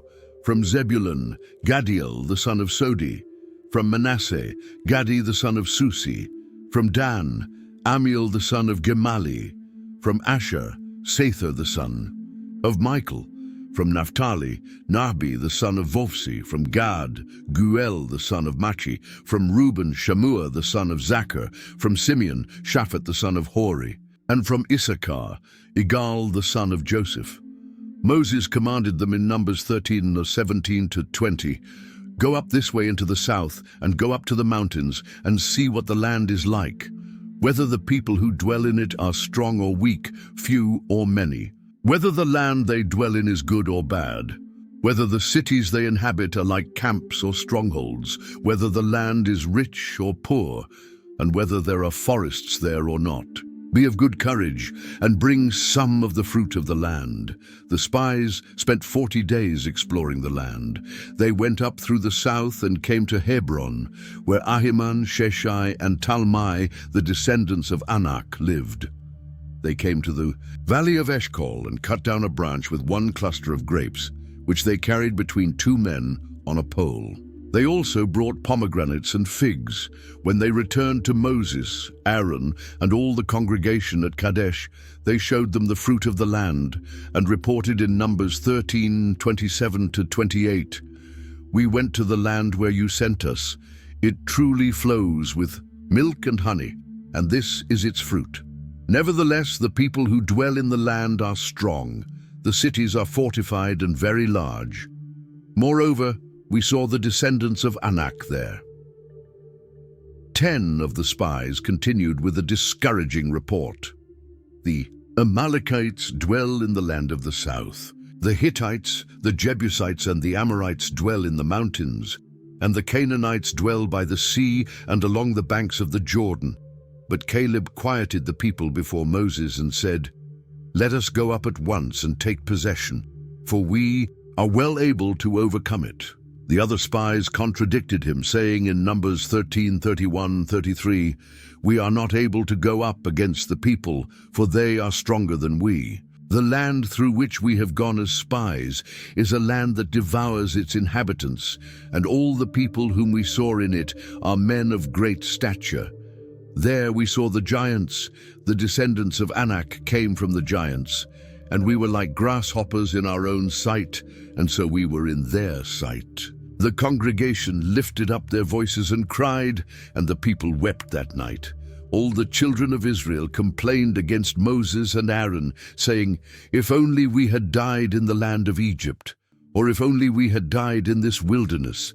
Why has the Lord brought us to this land to fall by the sword? that our wives and children should become victims? Would it not be better for us to return to Egypt?" They even said to one another, "Let us select a leader and return to Egypt." Moses and Aaron fell on their faces before all the assembly. Joshua the son of Nun and Caleb the son of Jephunneh tore their clothes and spoke to all the congregation, saying in Numbers 14:7-9, "The land we passed through to spy out is an exceedingly good land. If the Lord delights in us, then he will bring us into this land and give it to us, a land which flows with milk and honey. Only do not rebel against the Lord, nor fear the people of the land, for they are our bread. Their protection has departed from them, and the Lord is with us. Do not fear them." But all the congregation said to stone them with stones. Then the glory of the Lord appeared in the tabernacle of meeting before all the children of Israel. The Lord said to Moses in Numbers 14:11-12, "How long will these people reject me, and how long will they not believe me, with all the signs which I have performed among them? I will strike them with the pestilence and disinherit them, and I will make of you a nation greater and mightier than they." Moses interceded for the people, pleading with God to pardon them according to the greatness of his mercy. The Lord responded in Numbers 14:20-23, "I have pardoned according to your word, but truly, as I live, all the earth shall be filled with the glory of the Lord, because all these men who have seen my glory and the signs which I did in Egypt and in the wilderness, and have put me to the test now these 10 times, and have not heeded my voice, they certainly shall not see the land of which I swore to their fathers, nor shall any of those who rejected me see it."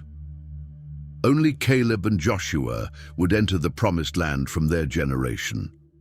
The Lord declared in Numbers 14:28-35 that the Edis people would wander in the wilderness for 40 years.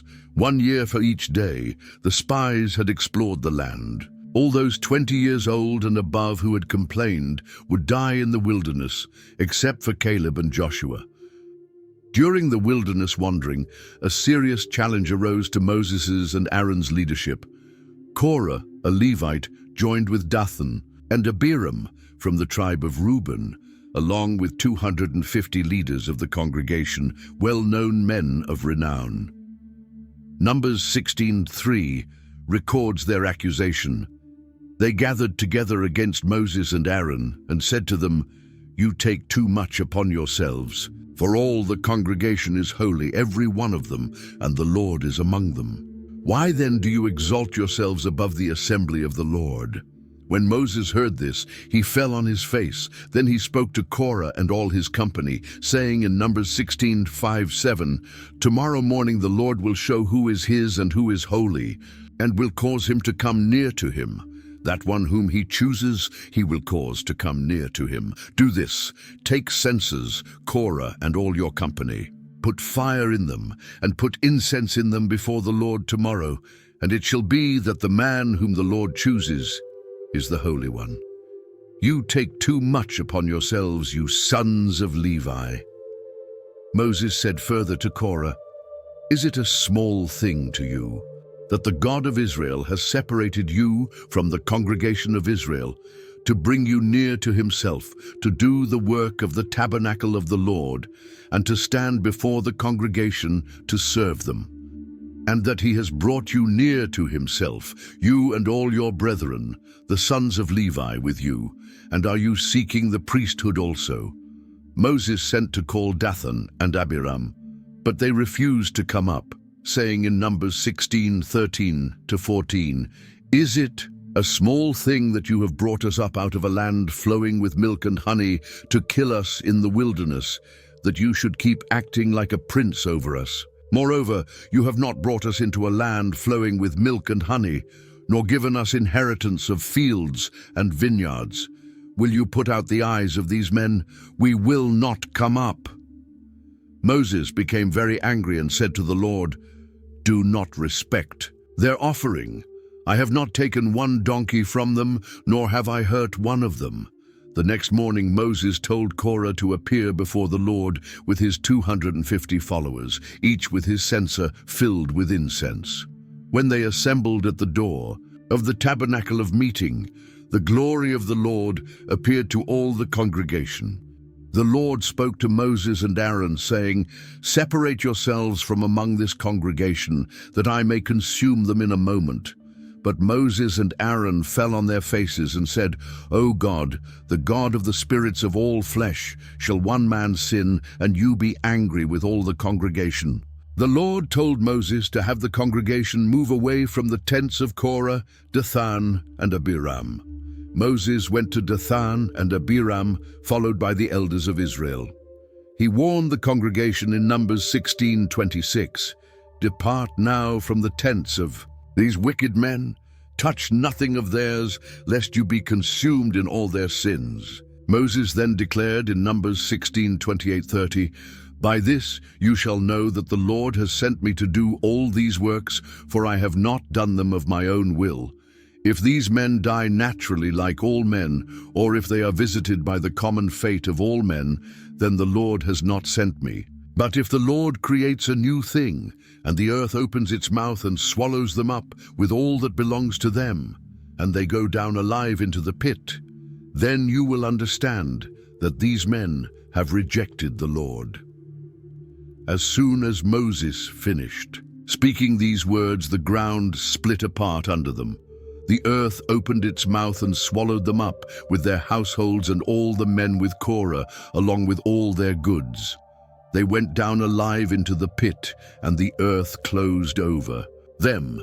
They perished from among the assembly. All Israel around them fled at their cry, fearing the earth might swallow them too. Fire came out from the Lord and consumed the 250 men who were offering incense. The Lord told Moses to have Eleazar the priest gather the censers and scatter the fire, then hammer the censers into plates as a covering for the altar.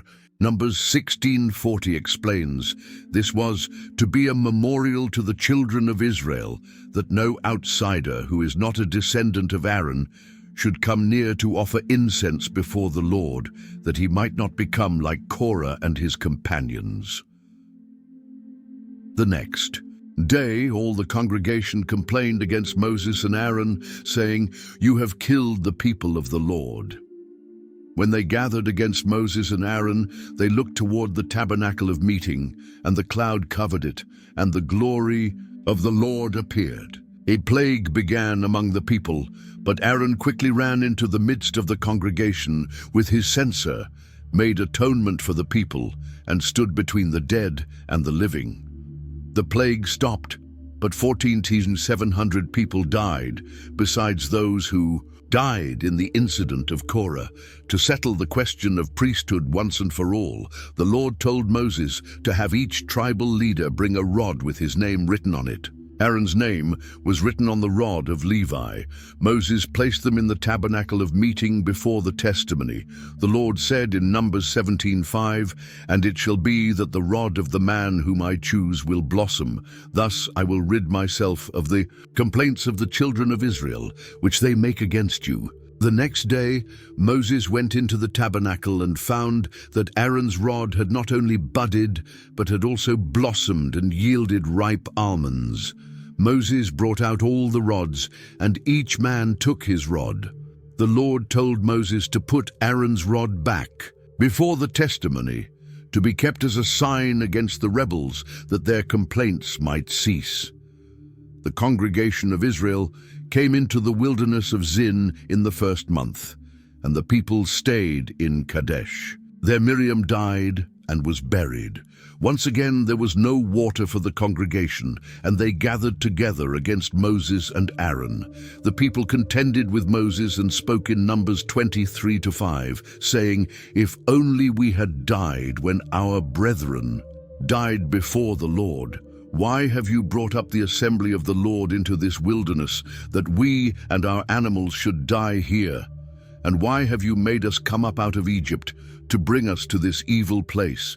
It is not a place of grain or figs or vines or pomegranates, nor is there any water to drink." Moses and Aaron went from the presence of the assembly to the door of the tabernacle of meeting, and they fell on their faces. The glory of the Lord appeared to them, and the Lord spoke to Moses in Numbers 20:7-8, saying, "Take the rod, you and your brother Aaron, gather the congregation together. Speak to the rock before their eyes, and it will yield its water. Thus you shall bring water for them out of the rock, and give drink to the congregation and their animals." Moses took the rod from before the Lord as he commanded him. Moses and Aaron gathered the assembly together before the rock, and Moses said to them, "Hear now, you rebels. Must we bring water for you out of this rock?" Then Moses lifted his hand and struck the rock twice with his rod, and water came out abundantly. The congregation and their animals drank. But the Lord was not pleased with Moses and Aaron's actions. He spoke to them in Numbers 20:12, saying, "Because you did not believe me, to hallow me in the eyes of the children of Israel, therefore you shall not bring this assembly into the land which I have given them." This was the water of Meribah, because the children of Israel contended with the Lord, and he was hallowed among them. Moses had failed to follow God's specific instruction to speak to the rock. Instead, he struck it in anger and took credit for the miracle, asking, "Must we bring water for you out of this rock?" His disobedience and failure to honor God before the people cost him the privilege of entering the promised land. Soon after this incident, Aaron died on Mount Hor. The Lord had told Moses and Aaron in Numbers 20:24, "Aaron shall be gathered to his people, for he shall not enter the land which I have given to the children of Israel, because you rebelled against my word at the water of Meribah." Moses took Aaron and his son Eleazar up to Mount Hor in the sight of all the congregation. He stripped Aaron of his garments and put them on Eleazar his son. Aaron died there on the top of the mountain, and Moses and Eleazar came down from the mountain. When all the congregation saw that Aaron was dead, all the house of Israel mourned for Aaron 30 days. As the Israelites continued their journey, they grew discouraged because of the way. The people spoke against God and against Moses in Numbers 21:5, saying, "Why have you brought us up out of Egypt to die in the wilderness? For there is no food and no water, and our soul loathes this worthless bread." Because of their complaints, the Lord sent fiery serpents among the people, and they bit the people, so that many of the people of Israel died. The people came to Moses and said, "We have sinned, for we have spoken against the Lord and against you. Pray to the Lord that he take away the serpents from us." So Moses prayed for the people. The Lord said to Moses in Numbers 21:8-9, "Make a fiery serpent and set it on a pole, and it shall be that everyone who is bitten, when he looks at it, shall live." So Moses made a bronze serpent and put it on a pole. And so it was, if a serpent had bitten anyone, when he looked at the bronze serpent, he lived. The Israelites then traveled through various territories, sometimes fighting battles when passage was denied. They defeated Sihon, king of the Amorites, and Og, king of Bashan, taking possession of their lands. When they camped in the plains of Moab, beside the Jordan across from Jericho, Balak, the king of Moab, became terrified. Balak said to the elders of Midian in Numbers 22:4, "Now this company will lick up everything around us, as an ox licks up the grass of the field." So Balak sent messengers to Balaam, the son of Beor, with money for divination, saying, "Look, a people has come from Egypt. See, they cover the face of the earth and are settling next to me. Therefore please come at once. Curse this people for me, for they are too mighty for me." God came to Balaam and said, "Who are these men with you?" Balaam explained about Balak's request. God told Balaam in Numbers 22:12, "You shall not go with them. You shall not curse the people, for they are blessed." Balaam refused Balak's first messengers, but when more honorable princes came with promises of great honor, Balaam sought God again. God told Balaam he could go, but only speak what God told him. Balaam saddled his donkey and went with the princes of Moab. But God's anger was aroused because he went, and the angel of the Lord stood in the way as an adversary against him. The donkey saw the angel standing in the way with his drawn sword and turned aside into the field. Balaam struck the donkey to turn her back onto the road. The angel stood in a narrow path between vineyards with walls on both sides. When the donkey saw the angel, she pushed herself against the wall and crushed Balaam's foot against the wall, so he struck her again.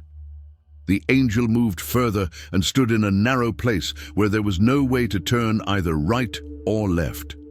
When the donkey saw the angel, she lay down under Balaam, and his anger was aroused, so he struck the donkey with his staff.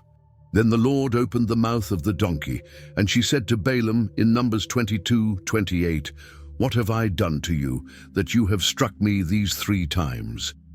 Balaam said to the donkey, "Because you have abused me. I wish there were a sword in my hand, for now I would kill you." The donkey pointed out that she had always been faithful to him and had never acted this way before. Then the Lord opened Balaam's eyes, and he saw the angel of the Lord standing in the way with his drawn sword in his hand. Balaam bowed his head and fell flat on his face.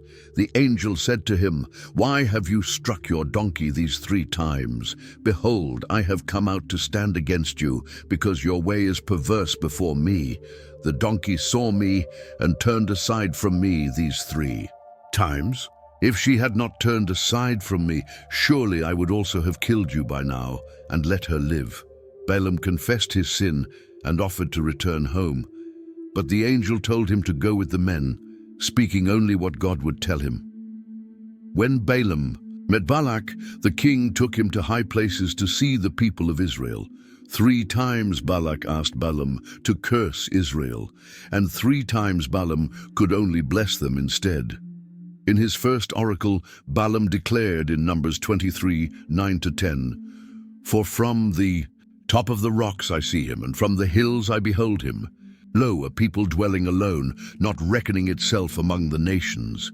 Who can count the dust of Jacob, or number 1/4 of Israel? Let me die the death of the righteous, and let my end be like his." In his second oracle, Balaam proclaimed in Numbers 23:19-20, "God is not a man that he should lie, nor a son of man that he should repent. Has he said, and will he not do? Or has he spoken, and will he not make it good? Behold, I have received a command to bless.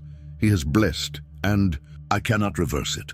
In his third oracle, Balaam spoke even more powerfully in Numbers 24:5-9, "How lovely are your tents, O Jacob, your dwellings, O Israel, like valleys that stretch out, like gardens by the riverside, like aloes planted by the Lord, like cedars beside the waters. He shall pour water from his buckets, and his seed shall be in many waters. His king shall be higher than Agag, and his kingdom shall be exalted. God brings him out of Egypt. He has strength like a wild ox. He shall consume the nations, his enemies. He shall break their bones and pierce them with his arrows. He bows down, he lies down as a lion, and as a lion, who shall rouse him? Blessed is he who blesses you, and cursed is he who curses you." Balak's anger was aroused against Balaam, and he struck his hands together. But Balaam gave one final prophecy about a future ruler, saying in Numbers 24:17, "I see him, but not now. I behold him, but not near. A star shall come out of Jacob, a scepter shall rise out of Israel, and batter the brow of Moab, and destroy all the sons of tumult." Though Balaam couldn't curse Israel, he apparently gave Balak advice on how to cause them to sin. The Israelites began to commit harlotry with the women of Moab, who invited them to the sacrifices of their gods. The people ate and bowed down to their gods. Israel was joined to Baal of Peor, and the Lord's anger was aroused against Israel. The Lord said to Moses, "Take all the leaders of the people and hang the offenders before the Lord out in the sun, that the fierce anger of the Lord may turn away from Israel." A plague began among the people because of their sin. When an Israelite man brought a Midianite woman into the camp in the sight of Moses and all the congregation, Phinehas the son of Eleazar took a javelin in his hand, went after the man into the tent, and thrust both of them through. The plague was stopped, but 24,000 had died. We now come to the book of Deuteronomy, where Moses delivers his final speeches to the people of Israel on the plains of Moab, just before they enter the promised land. This book contains Moses' last words of instruction, warning, and blessing as he prepares a new generation to inherit what their parents had forfeited through unbelief. In the 40th year, on the first day of the 11th month, Moses spoke to all Israel according to all that the Lord had given him as commandments to them. He began by reminding them of their journey, saying in Deuteronomy 1:6-8, "The Lord our God spoke to us in Horeb, saying, 'You have dwelt long enough at this mountain. Turn and take your journey, and go to the mountains of the Amorites, to all the neighboring places in the plain, in the mountains and in the lowland, in the south and on the seashore, to the land of the Canaanites, and to Lebanon, as far as the great river, the river Euphrates. See, I have set the land before you. Go in and possess the land which the Lord swore to your fathers.'" Moses recalled how he had appointed judges to help him lead the people, telling them in Deuteronomy 1:16-17, "Hear the cases between your brethren, and judge righteously between a man and his brother or the stranger who is with him. You shall not show partiality in judgment. You shall hear the small as well as the great. You shall not be afraid in any man's presence, for the judgment is God's." He reminded them of the mission of the 12 spies and how their fathers had rebelled at Kadesh Barnea. Moses declared in Deuteronomy 1:32-33, "Yet for all that you did not believe the Lord your God, who went in the way before you to search out a place for you to pitch your tents, to show you the way you should go, in the fire by night and in the cloud by day." Because of their unbelief, God had sworn that none of that generation would see the good land, except Caleb, the son of Jephunneh. Moses told them in Deuteronomy 1:37-38, "The Lord was also angry with me for your sakes, saying, 'Even you shall not go in there. Joshua the son of Nun, who stands before you, he shall go in there. Encourage him, for he shall cause Israel to inherit it.'" Moses recounted their victories over Sihon king of Heshbon and Og king of Bashan, giving the conquered territories to the tribes of Reuben, Gad, and half the tribe of Manasseh. He charged Joshua at that time, saying in Deuteronomy 3:21-22, "Your eyes have seen all that the Lord your God has done to these two kings. So will the Lord do to all the kingdoms to which you cross over. You must not fear them, for the Lord, your God himself fights for you." Moses pleaded with the Lord to let him cross over and see the good land, but God refused because of the people's sake. The Lord told him in Deuteronomy 3:27, "Go up to the top of Pisgah and lift your eyes toward the west, the north, the south, and the east. Behold it with your eyes, for you shall not cross over this Jordan." He urged the people to keep God's commandments carefully, saying in Deuteronomy 4:6-8, "Therefore be careful to observe them, for this is your wisdom and your understanding in the sight of the peoples who will hear all these statutes and say, 'Surely this great nation is a wise and understanding people.' For what great nation is there that has God so near to it as the Lord our God is to us, for whatever reason we may call upon him? And what great nation is there that has such statutes and righteous judgments as are in all this law?" Moses called all Israel and said to them, "Hear, O Israel, the statutes and judgments which I speak in your hearing today, that you may learn them and be careful to observe them." He reminded them that the Lord had made a covenant with them at Horeb, speaking to them face to face from the midst of the fire on the mountain.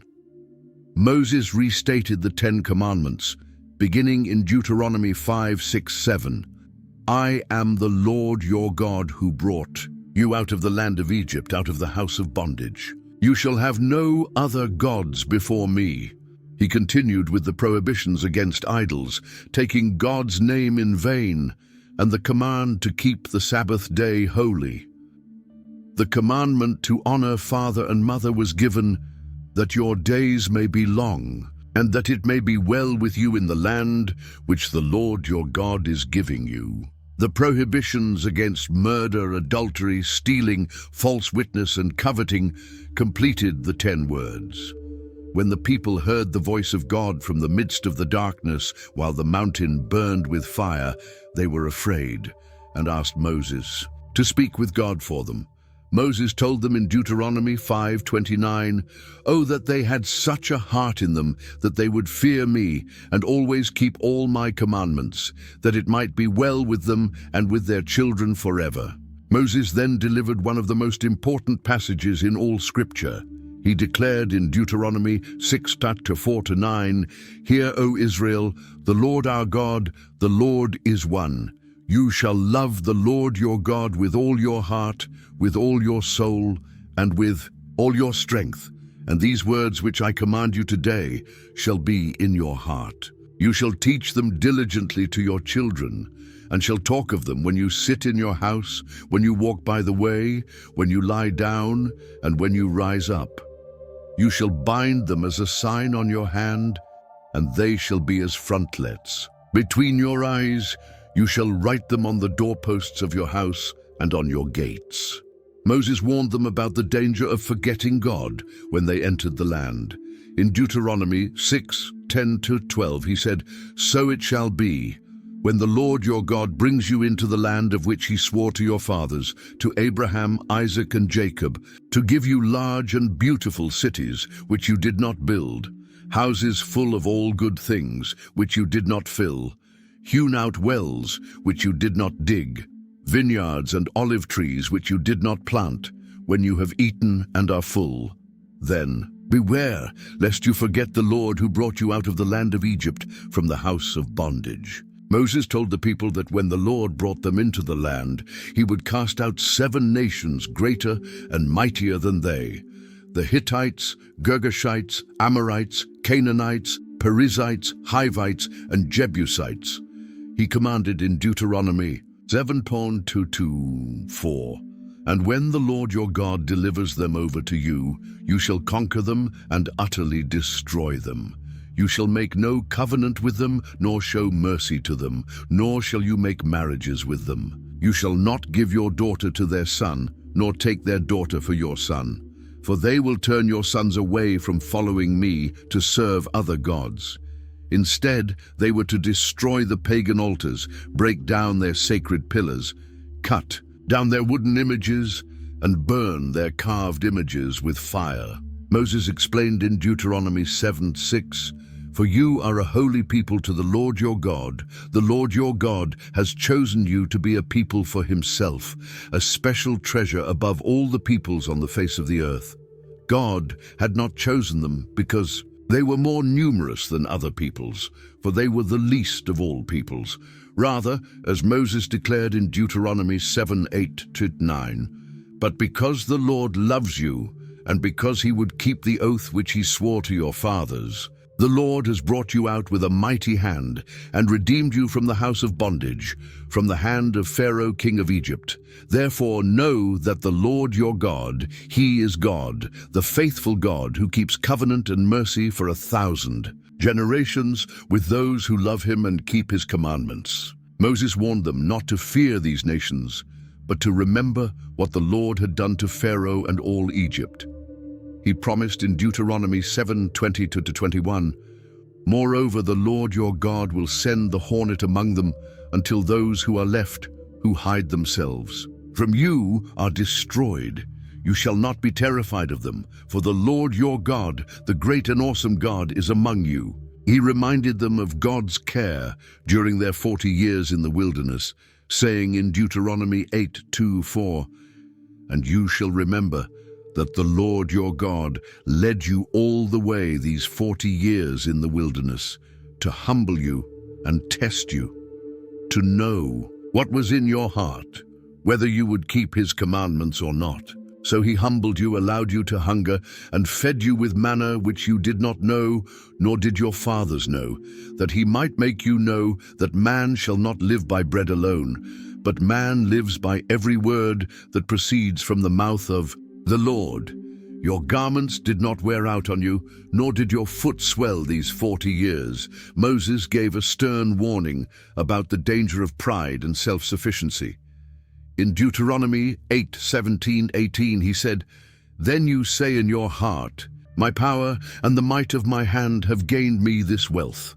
And you shall remember the Lord your God, for it is he who gives you power to get wealth, that he may establish his covenant, which he swore to your fathers, as it is this day." He reminded them of the golden calf incident and how he had interceded for them. Moses declared in Deuteronomy 9:4-6, "Do not think in your heart, after the Lord your God has cast them out before you, saying, because of my righteousness the Lord has brought me in to possess this land. But it is because of the wickedness of these nations that the Lord is driving them out from before you. It is not because of your righteousness or the uprightness of your heart that you go in to possess their land, but because of the wickedness of these nations, the Lord your God drives them out from before you, and that he may fulfill the word which the Lord swore to your fathers, to Abraham, Isaac, and Jacob. Therefore understand that the Lord your God is not giving you this good land to possess because of your righteousness, for you are a stiff-necked people." Moses gave specific instructions for worship in the Promised Land.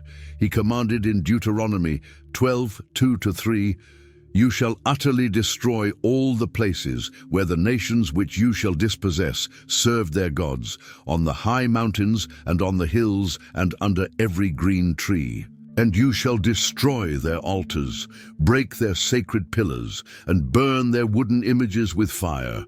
You shall cut down the carved images of their gods, and destroy their names from that place. Instead, they were to worship only at the place the Lord would choose." Moses said in Deuteronomy 12:5-7, "But you shall seek the place where the Lord your God chooses out of all your tribes to put his name for his dwelling place. And there you shall go. There you shall take your burnt offerings, your sacrifices, your tithes, the heave offerings of your hand, your vowed offerings, your freewill offerings, and the firstborn of your herds and flocks. And there you shall eat before the Lord your God, and you shall rejoice in all to which you have put your hand, you and your households, in which the Lord your God has blessed you." Moses warned against following false prophets or dreamers who would try to turn them away from the Lord. In Deuteronomy 13:1-3, he said, "If there arises among you a prophet or a dreamer of dreams, and he gives you a sign or a wonder, and the sign or the wonder comes to pass, of which he spoke to you, saying, 'Let us go after other gods, which you have not known, and let us serve them,' you shall not listen to the words of that prophet or that dreamer of dreams, for the Lord your God is testing you to know whether you love the Lord your God with all your heart and with all your soul." God established dietary laws, distinguishing between clean and unclean animals. The people could eat animals that both chew the cud and have cloven hooves, fish with fins and scales, and certain birds, but many creatures were forbidden. Moses instituted the year of release, commanding in Deuteronomy 15:1-2, "At the end of every 7 years you shall grant a release of debts, and this is the form of the release. Every creditor who has lent anything to his neighbor shall release it. He shall not require it of his neighbor or his brother, because it is called the Lord's release." He also commanded kindness to the poor, saying in Deuteronomy 15:7-8, "If there is among you a poor man of your brethren, within any of the gates in your land, which the Lord your God is giving you, you shall not harden your heart, nor shut your hand from your poor brother, but you shall open your hand wide to him, and willingly lend him sufficient for his need, whatever he needs." Hebrew servants were to be released in the 7th year, and when released, they were not to be sent away empty-handed. Moses commanded in Deuteronomy 15:13-14, "And when you send him away free from you, you shall not let him go away empty-handed. You shall supply him liberally from your flock, from your threshing floor, and from your winepress. From what the Lord your God has blessed you with, you shall give to him."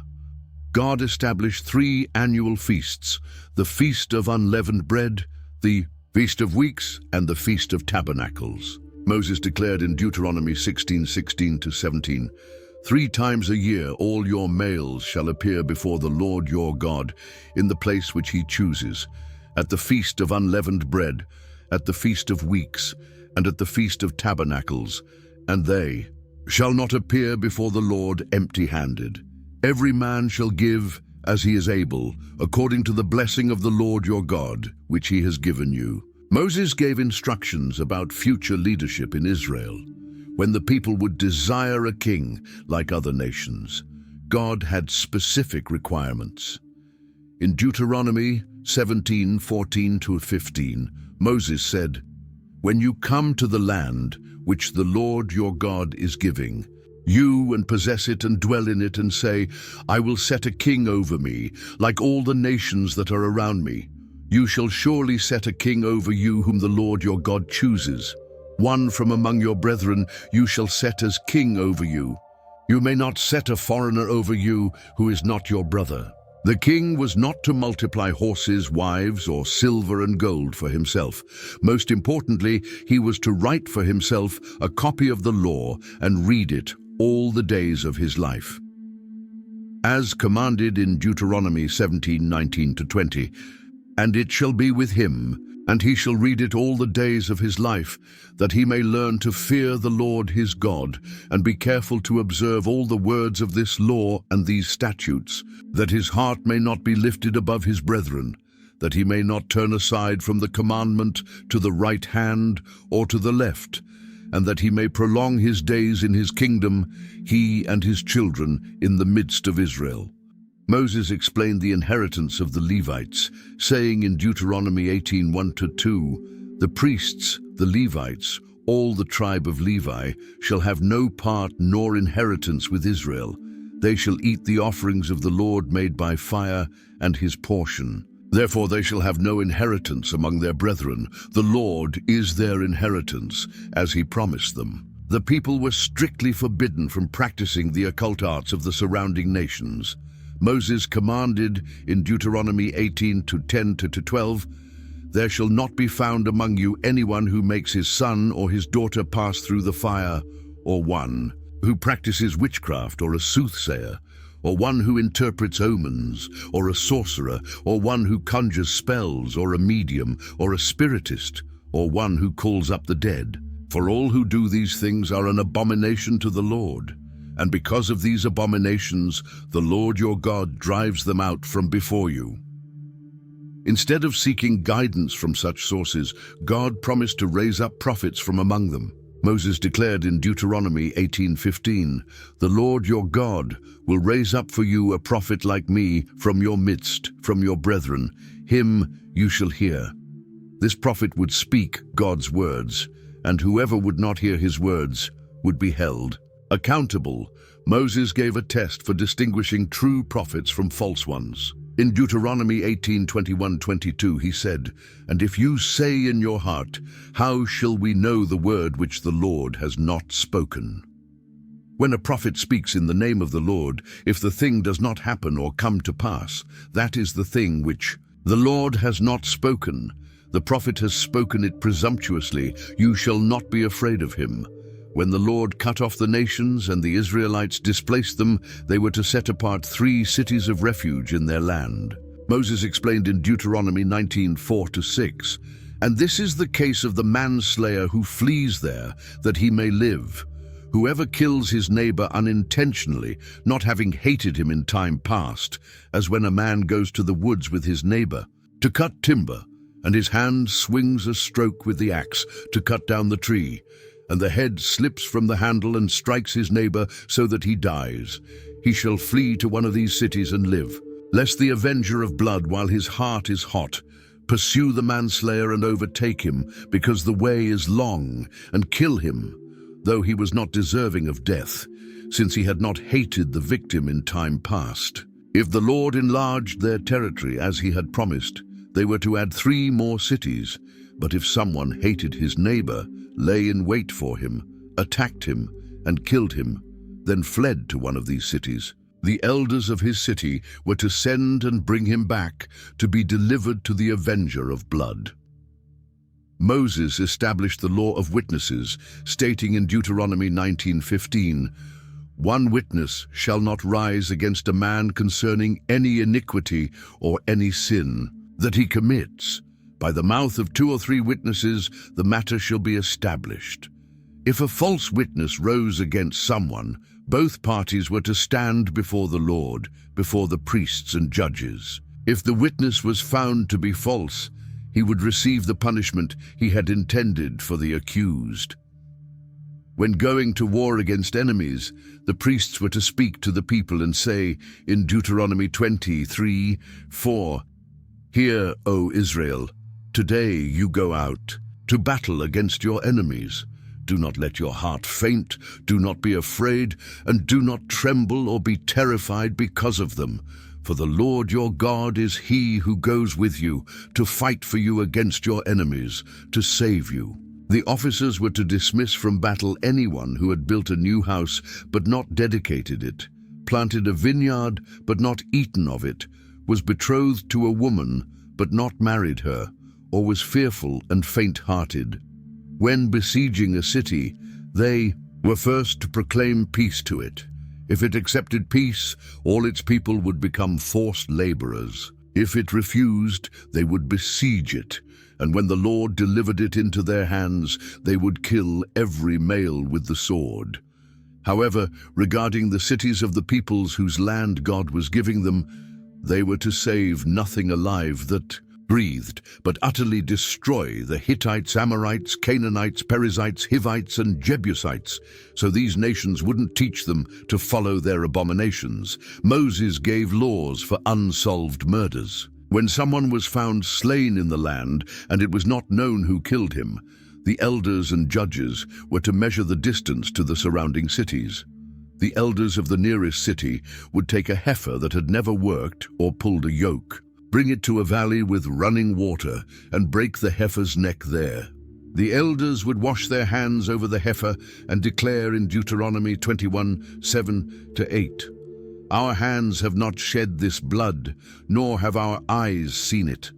Provide atonement, O Lord, for your people Israel, whom you have redeemed, and do not lay innocent blood to the charge of your people Israel."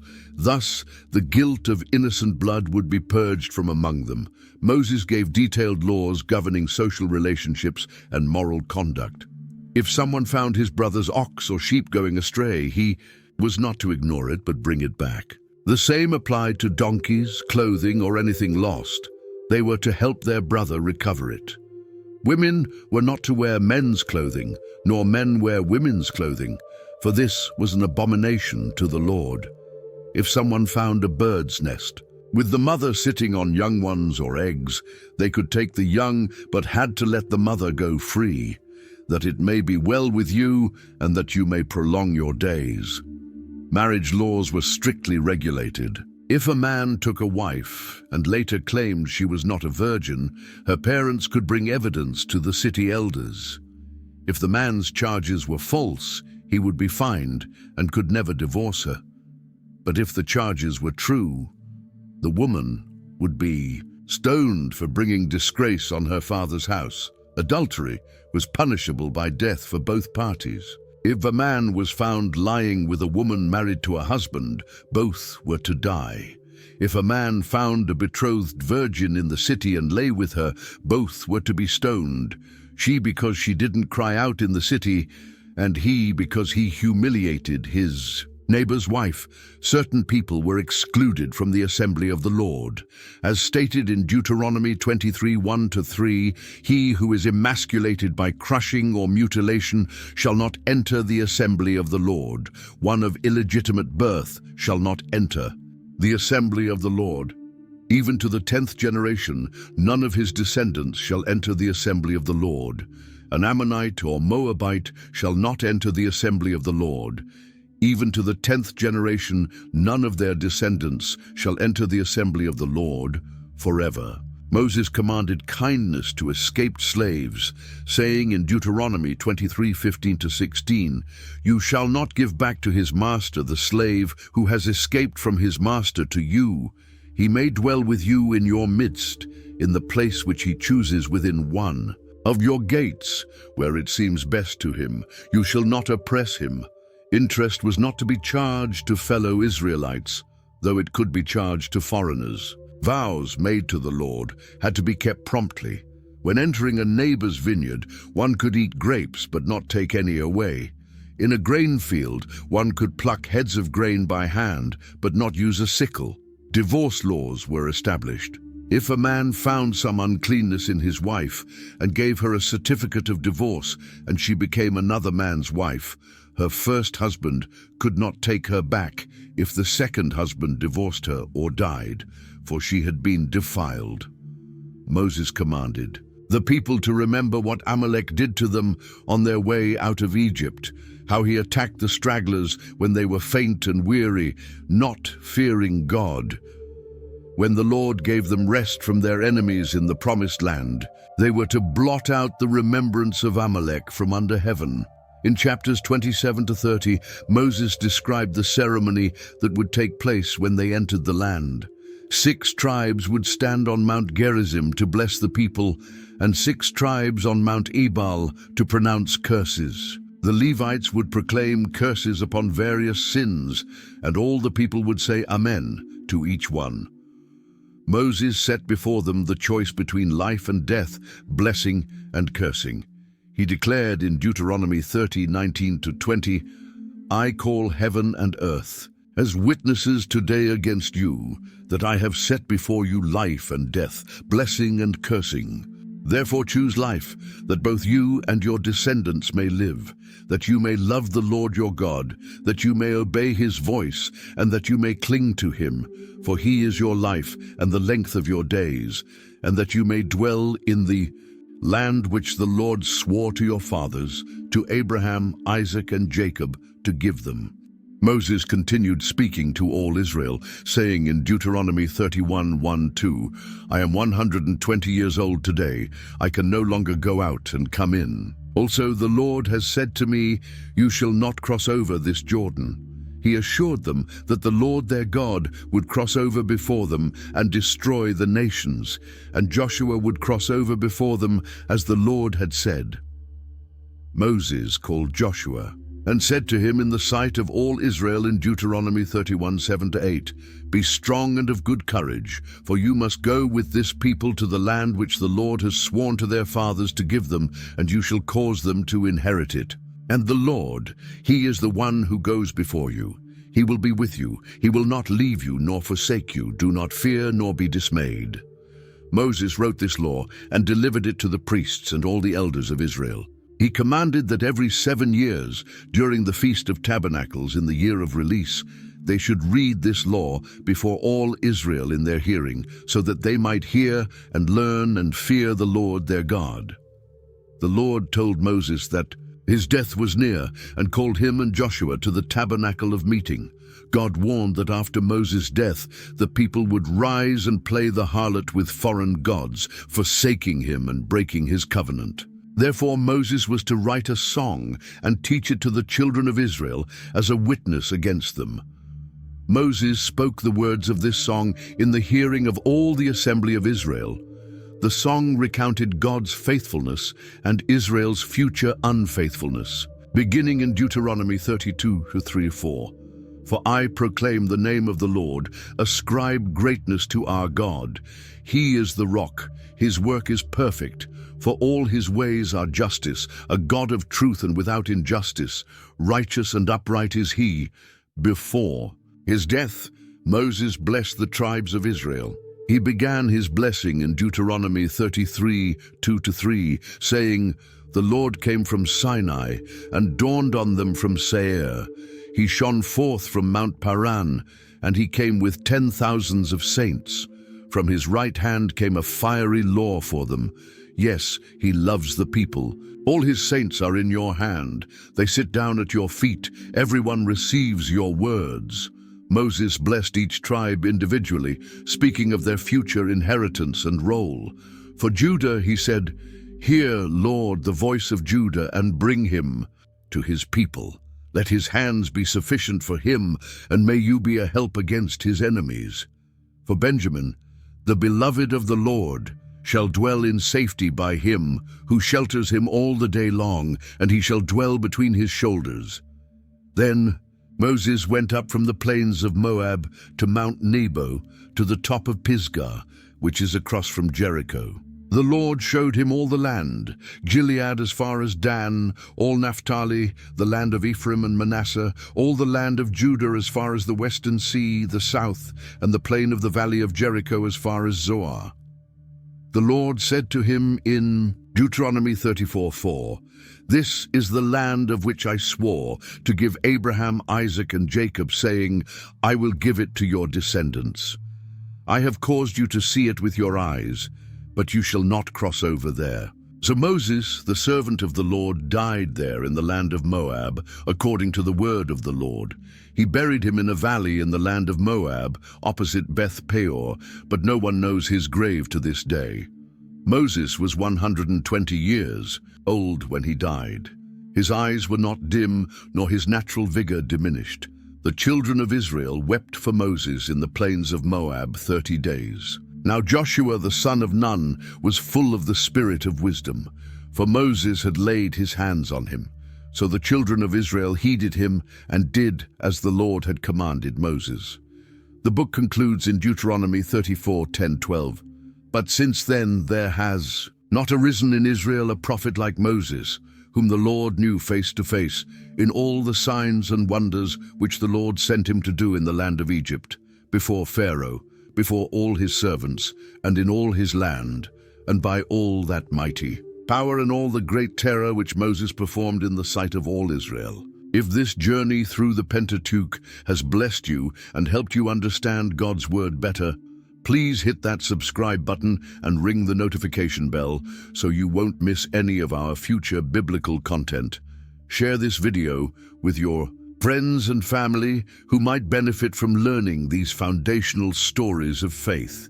Your support helps us continue creating content that brings the Bible to life in simple, engaging ways. Thank you for joining us on this incredible journey through the first 5 books of the Bible. Until next time, keep studying God's Word and growing in your faith.